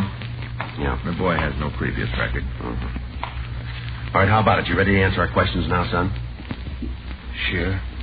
But it won't do any good. Why do you say that? Can't change my looks, can you? Well, why? There's no reason to do that. You look healthy to me. Sure, I'm healthy. Fat and ugly, too. That's why I had the trouble with Miss Ridley. Well, now, suppose you tell us about it. She kicked me out of school. Why? Fight. Who were you fighting with? Oh, different guys. Why'd you fight? Called me names. All right, go ahead. It isn't my fault. I can't help how I look. You sure that's why you had the fight? They wouldn't let me alone. Suppose you think I'm real good looking, huh? Son, I told you we'd level with you. You're not an ugly kid. Now, it seems to me you're imagining a lot. Sure. I suppose they call me Lard Barrel and Witchman because they imagined it, too, huh? Maybe they got another reason. Like what? To needle you. If you didn't let them know it bothered you, they probably wouldn't have kept it up. They called your names to get you into fights. Don't you think that's it? That's what you say. Well, that's what we believe. She didn't have to kick me out of school. How many fights you have, Jack? I don't know. Well, you must have some idea. Quite a few. Miss Ridley talked to you? Yeah. She gave you more than one chance, didn't she? Yeah. But the kids kept after me. Wouldn't let me alone. You don't like Miss Ridley, do you? Why should I? Is that why you broke into the school? Maybe. How many times did you go in? 3. Did you steal the things from the storeroom? Yeah. Where are they? Home. You live with your father and mother? Yeah. Any brothers or sisters? 2 brothers, 3 sisters. Well, now, when you had the trouble at school, did Miss Ridley talk to your parents? No. She didn't get in touch with them at all, huh? Sure, she tried, but they didn't go in to see her. Is there any reason why they didn't? No, just didn't go, that's all. Well, I guess we better go out and have a talk with them this time. Why? Well, I'll have to know about this trouble that you're in. Maybe if we talk to them, we can sort of work this problem out together, don't you think? That won't do any good. Why not, son? They think I'm fat and ugly.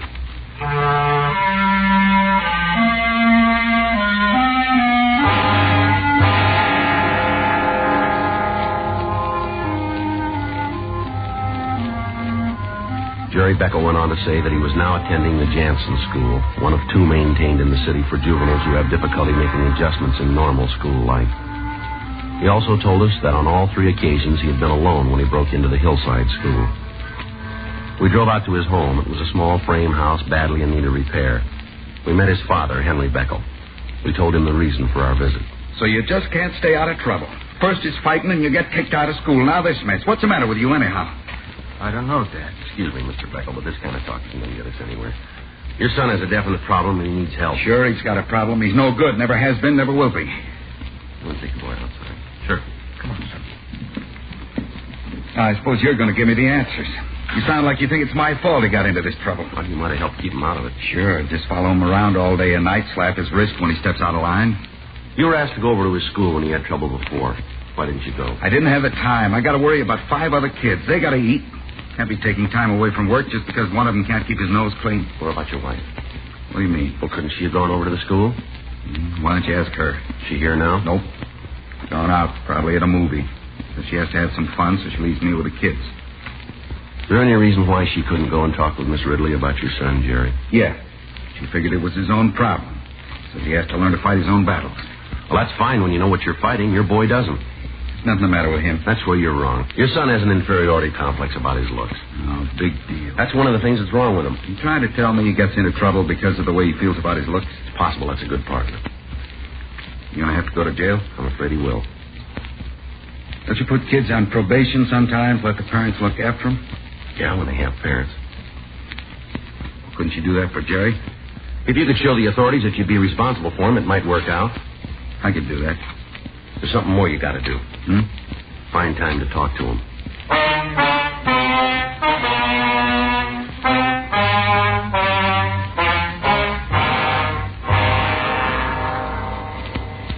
We took the subject along with the recovered stolen property back to Georgia Street. The next day, Miss Ridley came down and identified the articles as those taken from the school storeroom.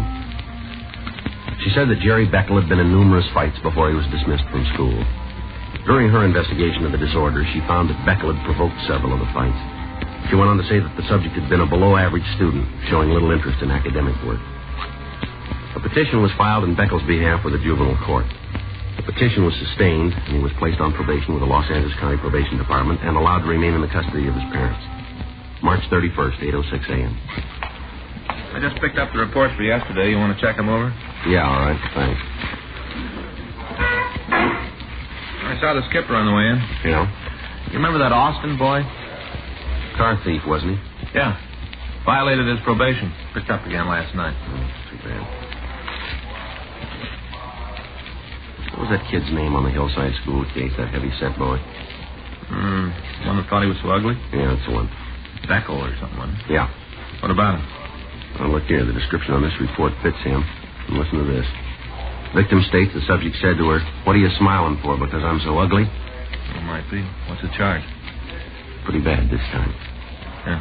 Attempted robbery and shooting.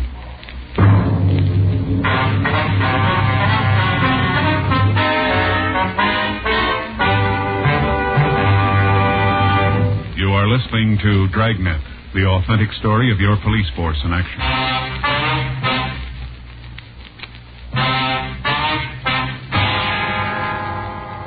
The robbery and shooting had occurred the previous night about 7:30 p.m. We checked with the Georgia Street Receiving Hospital, and we found the victim, Linda Cotterly, had been treated for a minor flesh wound in the leg.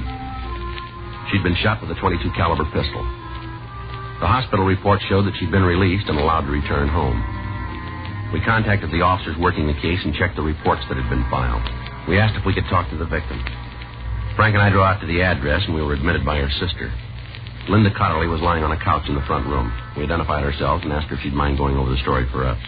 I told the other officers all about it. Yes, we understand that. We saw their report, but we appreciate your telling us just what happened. Well, guess it won't do no harm. Suppose if more of you know about it, you'll have a better chance to catch a little stinker. That's right, ma'am. I shouldn't have said that. Ma'am? Little stinker. He was a big stinker. Oh, yeah. Could have killed me. Gives me cold chills thinking about it. We can understand. I wonder if you'd do something for me. Yes, ma'am. What's that? There's an Afghan on the sewing machine in the dining room. Would you get it for me? Sure. Thank you. I wonder if you'd tell us the story. Sure. Well, you know I was shot in the leg right here. Yes, we know. First, I thought it was just some kid playing a joke. Here you are, ma'am. Oh, thank you, Mr. Smith. Would you just drape it over me? Gently now. All right. That's fine, thank you. Yes, ma'am. Now, you said you thought it was a joke when this boy tried to hold you up. Yeah, he was so young looking. Couldn't have been more than 15 or 16. Yeah. He was sort of chubby. Didn't look mean at all. I guess I should have been scared, but I wasn't. I just smiled. Did he say anything when he approached you? About it being a hold-up, you mean? That's right. No. Came up to me, had a gun in his hand. That's when you smiled. That's right. Then what happened? He got a real mad look on his face. Made him look tough. Is that when he spoke to you? How'd you know?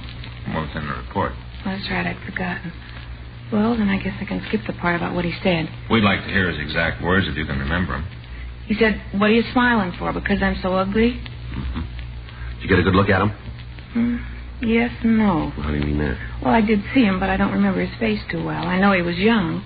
Not too good looking, but it's hard to say just what he did look like. You think you'd know him if you ever saw him again? Might. It's pretty dark, I'm not sure. All right, what happened after he spoke to you? I said no, meaning I didn't think he was ugly. And they told me to give him my purse. That's when it happened. What was that, then? Well, I got scared. I knew he wasn't fooling. I screamed and started running. Then I heard the noise, gunfire. All right, go ahead. Then I felt a sting on my leg when the bullet hit me. Kept on running, went past a vacant lot. Kept screaming, and then I saw a man across the street open his front door and look out. I ran up to him, told him I'd been shot, and he called the police. When you said this person was chubby, did you mean he was fat? Well, he was kind of big around the middle, and his face was sort of round-like. How about his hair? Was it dark? Yeah. Did you notice if it was straight or wavy? No. Tell me, you got an idea who this kid was? Well, we're not sure. Well, I know one thing. What's that? The kid should be taught a lesson. Only one thing to do with them when they're that rotten. Slap them around a little and just forget about them. Well, that's the trouble here. That's what they did to this boy.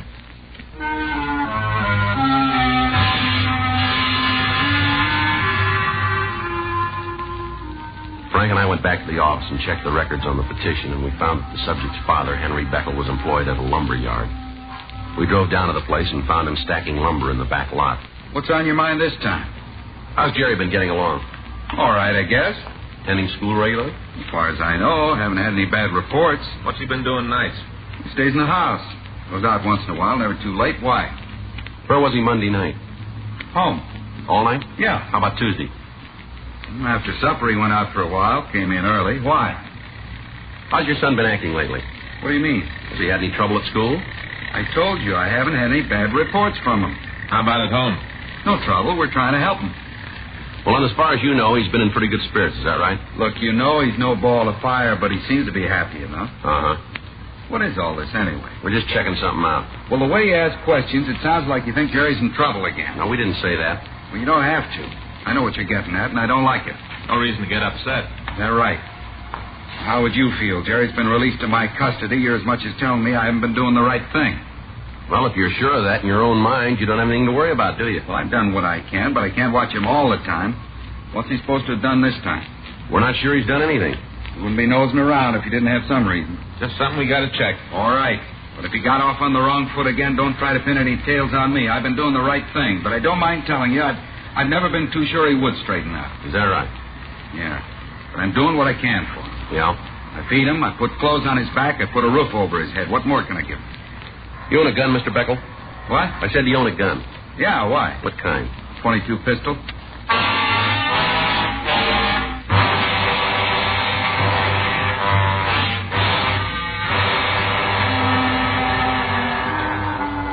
We drove over to the Jansen school and we talked to the principal.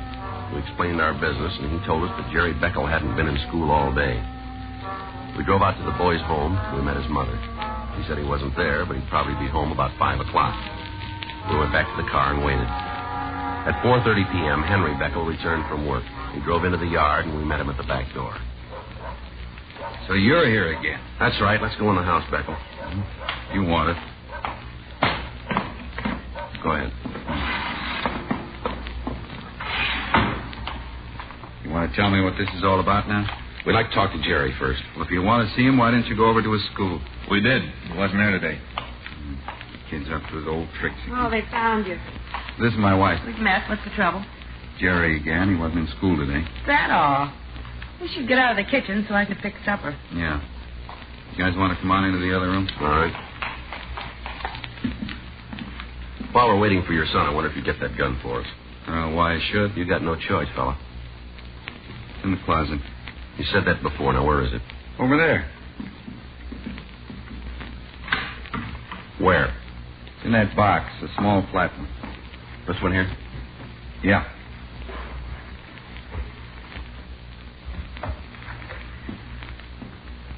When's the last time you fired this? I don't know. It's been quite a while. What do you think? It smells like it was fired recently. What time does Jerry usually get home, Beckel? We eat at 5:30. He'll be here by then. Uh-huh. You don't have to worry about him not showing up. He might skip school, but that fat, lazy slob won't miss a meal. Mm-hmm. Eats twice as much as the other kids. No wonder he looks like he does. Let's go. Right. Go on in and wash your face. Hi, son. Hi. What do you want? Afraid we're going to have to take you with us. Can he eat first? It won't hurt him any to miss a meal. Look at him. Looks like a fat toad. Well, why don't you say All something? right. Doesn't make any difference. You'd like to be rid of me anyway. Take it easy, son. You all want to hear it? Okay, I'll tell you. I shot her.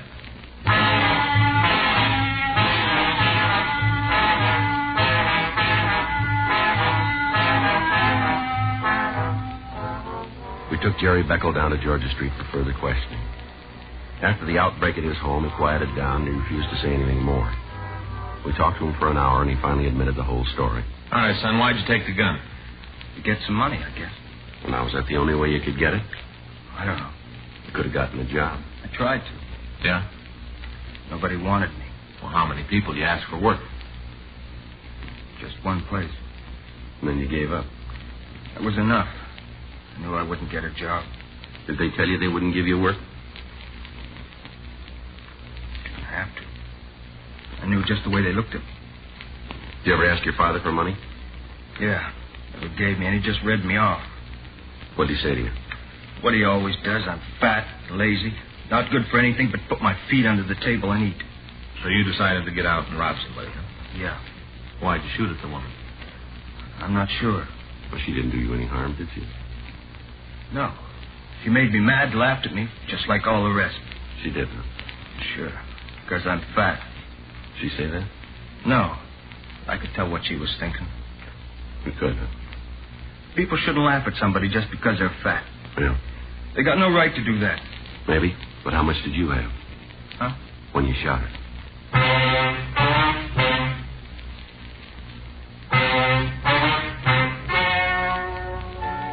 The story you have just heard is true. The names were changed to protect the innocent.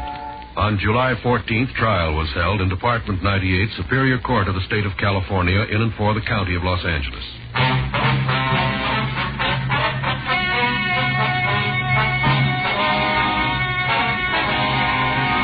Jerome Howard Beckel was remanded to the juvenile authorities and placed in the foster home, where he was assured of 24-hour supervision. One of the conditions of his probation was that he receive psychiatric aid by a doctor appointed by the court. Dragnet. The story of your police force in action is a presentation of the United States Armed Forces Radio Service.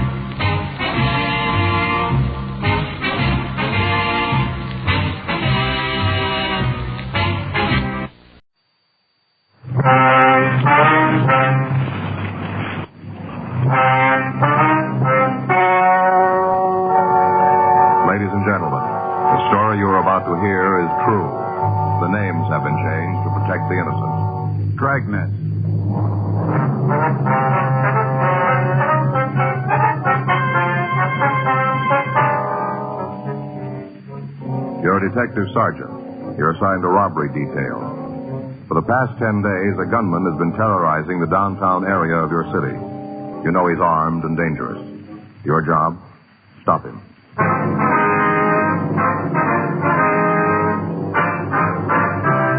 Dragnet, the documented drama of an actual crime. For the next 30 minutes, in cooperation with the Los Angeles Police Department, you will travel step by step on the side of the law through an actual case transcribed from official police files. From beginning to end, from crime to punishment, Dragnet is the story of your police force in action. It was Tuesday, October 5th. It was raining in Los Angeles. We were working the night watch out of robbery detail. My partner's Frank Smith. The boss is Chief of Detective Staff Brown. My name's Friday. I was on my way back from Metropolitan Division. It was 7:56 p.m. when I got to City Hall. Robbery squad room. Hey, buddy, you didn't have to make a special trip in to bring the tie. Well, I might have forgot it tomorrow and left it in the car again. Here you are. Oh, thanks. Hey, the card's still in the box, you want? No. Hey, look at this. Real pretty. Go good with my brown suit. Real silk, too, huh? Mm-hmm. That's a pretty clever idea, putting a name on a tie like that. Don't you think? Yeah. Yeah, I used to do the same thing with ink and paper when I was a kid. You know, put a gob of ink on the paper and then fold it over. Mm-hmm. And get some pretty weird-looking pictures. This name business makes a nice, neat tie pattern, don't you think, Joe? Yeah, if you don't mind the switch. On the name, you mean? Yeah. No. Unless you're looking for it, you wouldn't know it said Joe Friday. Here, take a look. See? This is how it's going to be when I'm wearing it. It's kind of hard to see. Yeah, well, as long as you're satisfied, you're the one that's going to wear it. Well, sure. Looks great to me. Of course, if you're going to turn your head sideways and read it, then you can see it says Joe Friday, but I don't think people are going to go to all that trouble. You think so? No, I don't think so. You talk Stoner? Yeah, says they'll meet us later. All right, better get going, huh? Yeah. Want to get your coat? It's coming down pretty hard out there. Right. You think it'll keep the suspect inside? I don't know. It isn't going to work for us. Hot shot, I got it.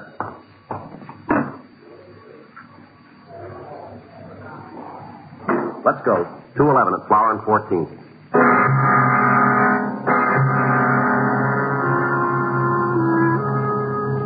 Frank and I left the office and drove out to the address. It was a small neighborhood liquor store. In spite of the heavy rain, a large crowd had already gathered in front of the place. We parked our car and tried to get into the store. Let us through here, folks, please. Now, stop pushing. There's no reason to give you a special pass. Police officer, let us through. Oh, I'm sorry. I didn't know. It's all right. Let us through here. I've been around, seen a lot of tough guys, but there was something wrong with this fellow. Back there, Joe. No. You call the ambulance yet? Can't we do something for poor Claude? Don't just let him lay there. You from downtown? That's right. Friday and Smith sent for robbery. You answer the call? Me and my partner. That him outside? That's right. You get a description? It's out. Okay. Ain't anybody going to ask me what happened? Yes, sir. Just a minute, please. Seems all you fellas are interested in is what the guy looked like. Don't nobody want to know what happened? Yes, sir, we do. If you'll wait just a minute, please. No choice. Anything more I can do here? No, not right now. Okay. I'll be outside if you need anything. Right, thanks. All right, sir. You want to tell us? About time. What's that? All this running around and yelling. Wonder you fellas don't catch anybody. Don't slow down long enough for me to tell you what happened. Uh-huh. You want to go ahead? Worst thing I ever saw in my whole life. Most terrible. Yes, sir. Were you alone in the store when the shooting occurred? No. Well, who else was there? Claude, Anita, and me. Claude's the victim, is that Yeah, right? yeah. That's him there. Yes, sir. Don't you think somebody ought to do something for him? Seems like the ambulance ought to be here. Well, he's dead, sir. Claude? That's right. You've got to catch the fellow who done this. Most brutal thing I ever saw. No reason for any of it. That guy was off his rocker. You mentioned somebody named Anita. Is she still here? Yeah, in the back room. She wasn't feeling too good. Almost scared her half to death. Went back there to take an aspirin and lay down, scared. I wonder if we could talk to her. You have to? Yes, sir. Okay.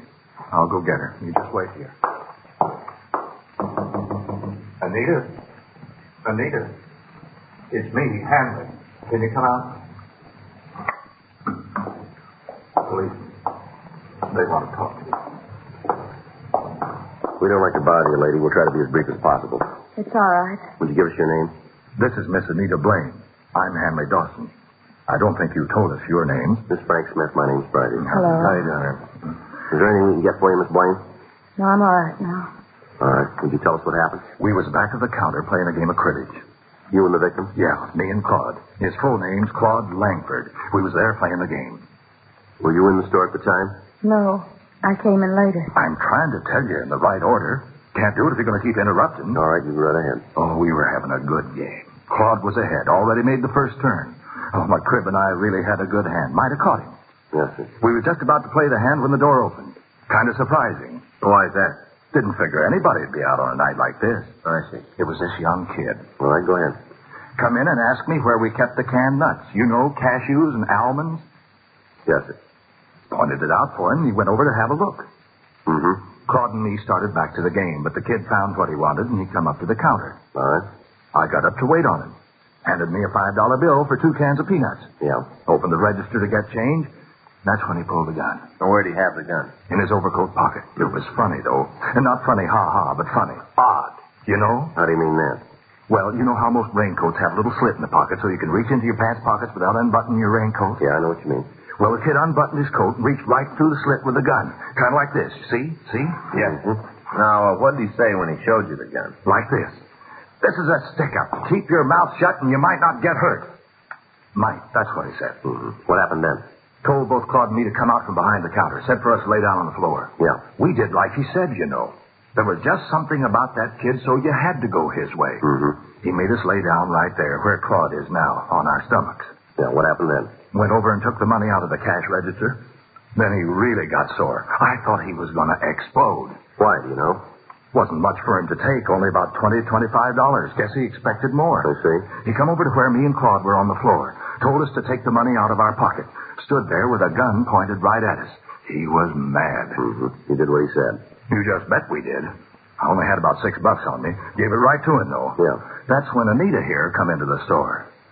Just walked in, like a rabbit into a fox's trap. That's right.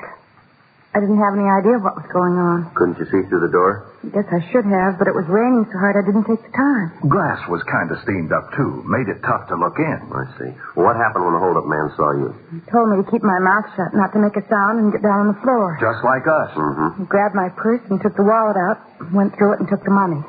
How much was it? Just a couple of dollars. I came over to get a bottle of wine, and I only took what I needed. All right. You want to go on? He started on Claude. Told him to empty his pockets. Yeah. Claude didn't take too kindly to the way this fellow was acting.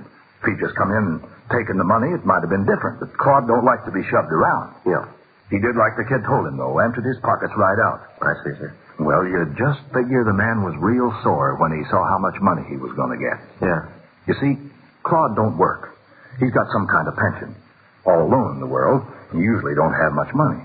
Main reason he comes over to play cards. He ain't got nothing else to do. And it's free. Mm-hmm. How much do you have on him tonight? 37 cents.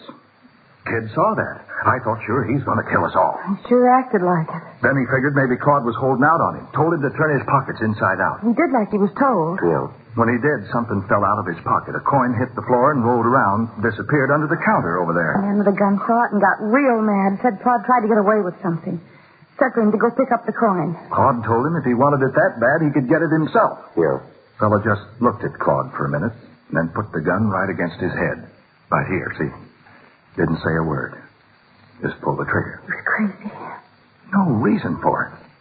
Claude must have been dead when he hit the floor. Just brutal. What'd he do then?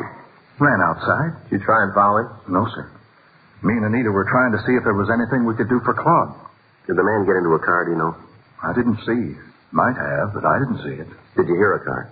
No. Uh-huh. Have you ever seen the man around here before? Not that I remember. A lot of people go by the door. Hard to pick one, make it stand out. You'd know him again if you saw him, though, would you? I think so. I would. Ma'am? Never forget the way he looked at me. Like some kind of animal. I see. Something about his eyes. He looked crazy, real wild. Well, how do you mean that? Well, he wasn't looking right at us. Like there was somebody standing behind me. He was looking at them. He couldn't focus, you know. I know what you mean. Say, did you see the coin that Langford dropped? No, just heard it hit the floor. Uh-huh. Find it? I think so. Look, it doesn't make much sense. Take a look at it. Yeah. What is it? Streetcar token.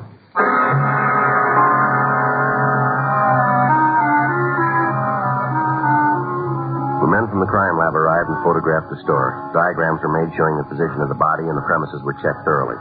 The victims were taken to the city hall to check the mug book. They were unable to make an identification. A canvass was started in the immediate area in the hope that we might be able to turn up a witness to the shooting. One of the uniformed officers talked to a newsboy who had seen a man run from the liquor store. Frank and I went down to talk to him. Yeah, I saw him. I heard this noise like a backfire, and then this fella come out of the store and started to run down the street. You get a good look at him? No, he went down that way, away from me. You see if he got into a car? No, he ran around the corner. I didn't think a lot about it till after the whole thing was over. Could you describe him for us? No, I just got to look at his back. Nothing about that'd stand out. Uh-huh. You might talk to that girl, though. What girl? Well, when a fellow ran out of the store, he almost knocked her down, ran right by her. You know who she is? Not right out. Sure feel like I do. What do you mean? I see her every week. Where's that? Home every Saturday night. What's that? She's on television.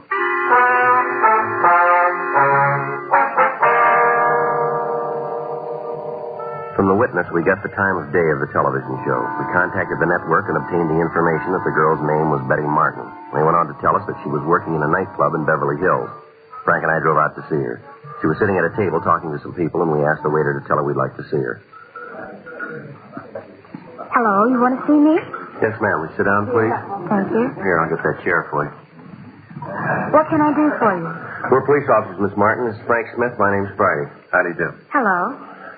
We understand that you were in the area of 14th and Flower tonight. Is that right? That's right. Why? Well, there was a hold-up and shooting down there. It's possible that you might have seen the man who did it. Oh, I don't think so. My manager and I went down there to listen to a group that's playing, but as far as I know, I didn't see anybody else. Oh, excuse me. I'll be right back. If you wait until I'm finished, I'll tell you what I can. Well, it's rather important, Miss Martin. We'll wait. Well, so's my job. I'll do one song, then I'll be back. Right. Thank you. Excuse me.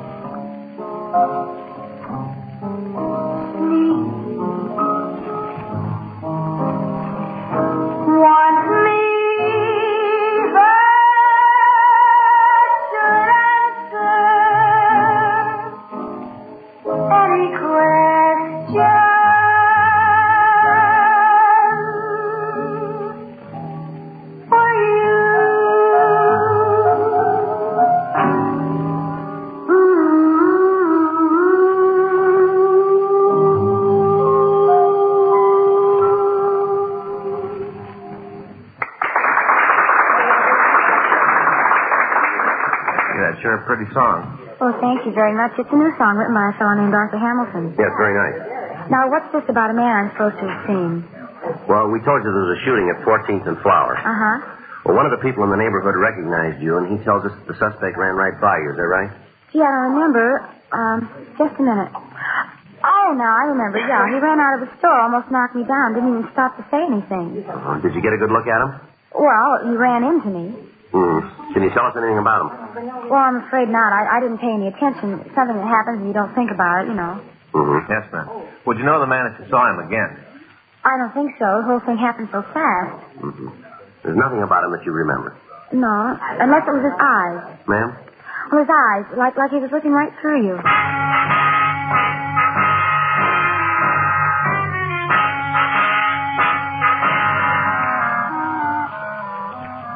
11:46 p.m. Frank and I went back downtown. The search for the killer had spread throughout the city. Additional units from all divisions were called in to help. From the description given us by the victims and witnesses, it appeared more than likely that the suspect was a narcotics user. If this was true, it was more than possible that he'd cut down anybody who got in his way. Frank and I contacted the office and talked to Captain Donahoe. He'd taken over the search for the gunman. Because it was impossible to cover all of the liquor stores in the area, it was decided to ask the owners to close. Frank and I were assigned to places along Vermont Avenue. The first 6 stores we contacted cooperated. By the time we got to the 7th, the rain had stopped. We parked the car in front of the place and walked in. At first, there was no one in sight, but then in the storeroom, we found the owner. He was lying on the floor, his head buried in his arms. You go away. Leave me alone. You all right? I am now. I want to stay that way. Now, you get out of here. Look, we're police officers. What's the matter with you? Now, don't try that with me. I know who you are. You got all the money. There's no more to take. Come on, it's no joke, fella. Now, listen. I remember what you said. I ain't going to get up from here for another 2 minutes. I can see my watch. Still got 2 minutes. Come on, get your head up from the floor. You can see this card. Huh? It's an identification card. Here, see it? Are you sure? Well, you're looking at it. Now, look, if this is a joke, I'm not going to like it. Come on. Don't worry about it. Now, get up. Come on. Well, it's about time you got here. It's a terrible thing when a man's robbing his own store and nobody's going to take the time to protect him. You were held up tonight? Yes, sir, not more than 3 minutes ago. Guy left. He told me to stay where I was for 5 minutes. What did he look like? Huh? The man who held you up, can you describe him for us? Yeah, a young kid, just out of his teens, roaming around the streets, threatening citizens. You cops ought to do something about it. What did he look like? Well, he was dark, black hair, black eyes, wildest looking eyes you ever saw. One look at him, and you know he meant what he said. Stay put, and I did. I'll call him. All right. What's he going to do? Put out a broadcast. For the hold-up man? That's it. Well, I don't want to tell you your business, but it sure seems like a waste of time. What's that? Well, if he hears it, he ain't going to give himself up.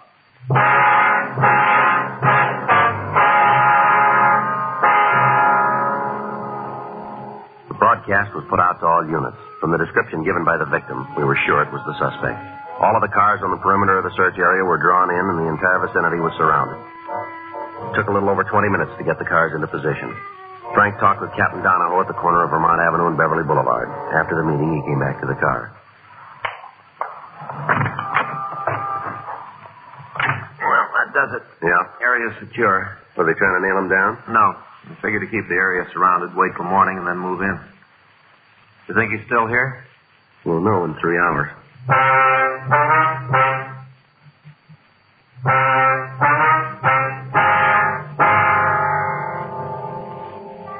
The preliminary search of the neighborhood netted nothing, and the area was secured for the night. The rain kept up. All officers involved in the operation were kept on duty. At 6:20 a.m., the circle began to tighten. House by house, the space where the killer could be hiding was eliminated. All cars into and out of the area were stopped and searched. 7:15 a.m., the perimeter began to narrow. At 8:46 a.m., a call went out to all units. All units on special detail in the vicinity of Vermont Avenue and Beverly Boulevard. Regarding the suspect wanted for murder, possible suspect believed to be in the vicinity of Vermont and Catalina Street. Attention, all units. Special detail. Regarding the suspect wanted for murder, possible suspect believed to be in the vicinity of Catalina Street and Vermont Avenue. That's us. Yeah. Be a break if it's him. Right. All units on special detail in the vicinity of Vermont Avenue and Beverly Boulevard. Regarding the suspect wanted for murder, possible suspect believed to be in the vicinity of Vermont and Catalina Street. Attention, all units. Special detail. Regarding the suspect wanted for murder, possible suspect believed to be in the vicinity of Catalina Sure doesn't make Street and sense. Vermont Avenue. Why do you kill a man for a streetcar token?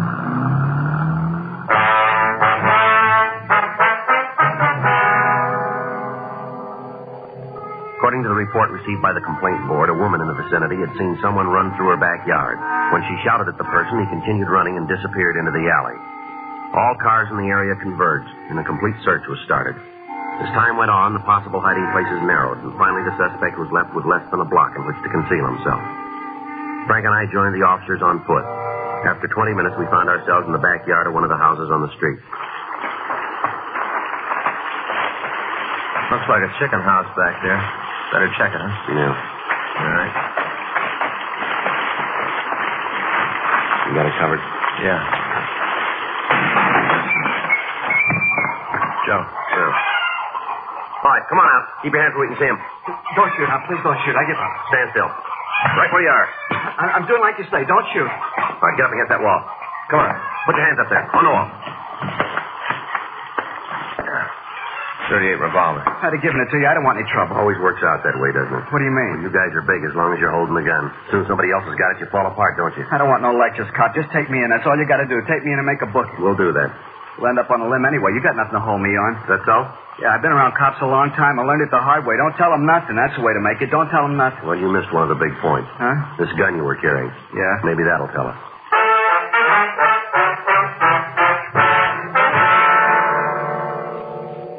The suspect was taken to the city hall. He was mugged and fingerprinted. From his prints, we identified him as Max Hanford. He had a record listing several arrests for violation of the State Narcotic Act and 2 counts robbery. However, he'd never served time on any of the charges. We talked to him for an hour without result. 10:40 a.m. Why don't you leave me alone? I got nothing for you guys. So you keep believing that. We got people coming in who are going to lay it on you. For what? 211 and murder. You're out of your mind. We got you made on all counts, any way you slice it. You're on the needle, cop. Is that so? Yeah, you got one beef on me. Most you can take me for is stealing chickens. You sit down and try to think what a judge is going to say when you read that off in court. All right, Hanford, you keep that smile on your face. You go right on believing that we can't press a charge that'll stick. Now, we got a half a dozen people on the way in here. They'll point you out in a crowd. And as soon as they do, we'll drop you in a cell and hold you ISO. Won't be long till that yen gets so big you'll be yelling for us to turn you loose. You got it all figured, haven't you? That's right down the line. You're a hype. You're hooked, and you're hooked bad. Everything's working for us. You go through the cure, and you'll tell us what we want to know, and you'll be glad you got the chance to talk. We don't need your help. We're home free without you. You keep up the way you're acting, see how far it gets you. You really figure you can box me in? Without a door.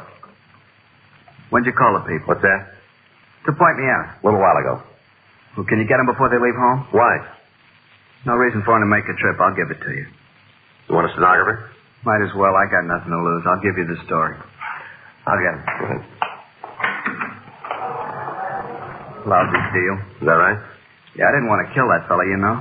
Well, why'd you do it? I was high. I just had a pop. I felt like I owned the world. Maybe pretty sure to think the guy was holding out on me. I guess you think that's a pretty bad reason. That's right. People don't understand. You get a bad habit working on you, you'd do anything to feed it. Is that right? Sure, you let me talk to anybody. Let me tell them what it means to have a supply shut off. I'll tell them what it's like. I don't care who it is. You put me in front of a jury, I'll tell them. Yeah, well, you'll get the chance. I'll tell them it wasn't my fault I got hooked on this stuff. That's why I did it. I'll tell them. Well, while you're at it, you can tell them something else. What? Why you started taking narcotics.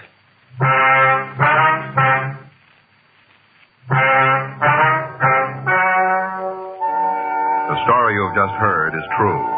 The names were changed to protect the innocent. On February 16th, trial was held in Department 97, Superior Court of the State of California, in and for the County of Los Angeles.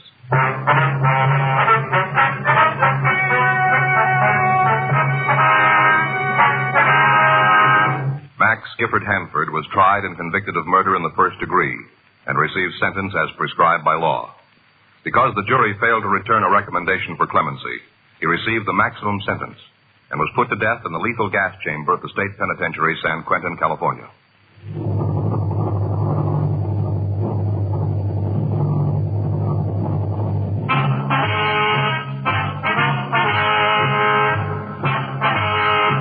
You have just heard Dragnet, the authentic story of your police force in action, and starring Jack Webb, a presentation of the United States Armed Forces Radio Service.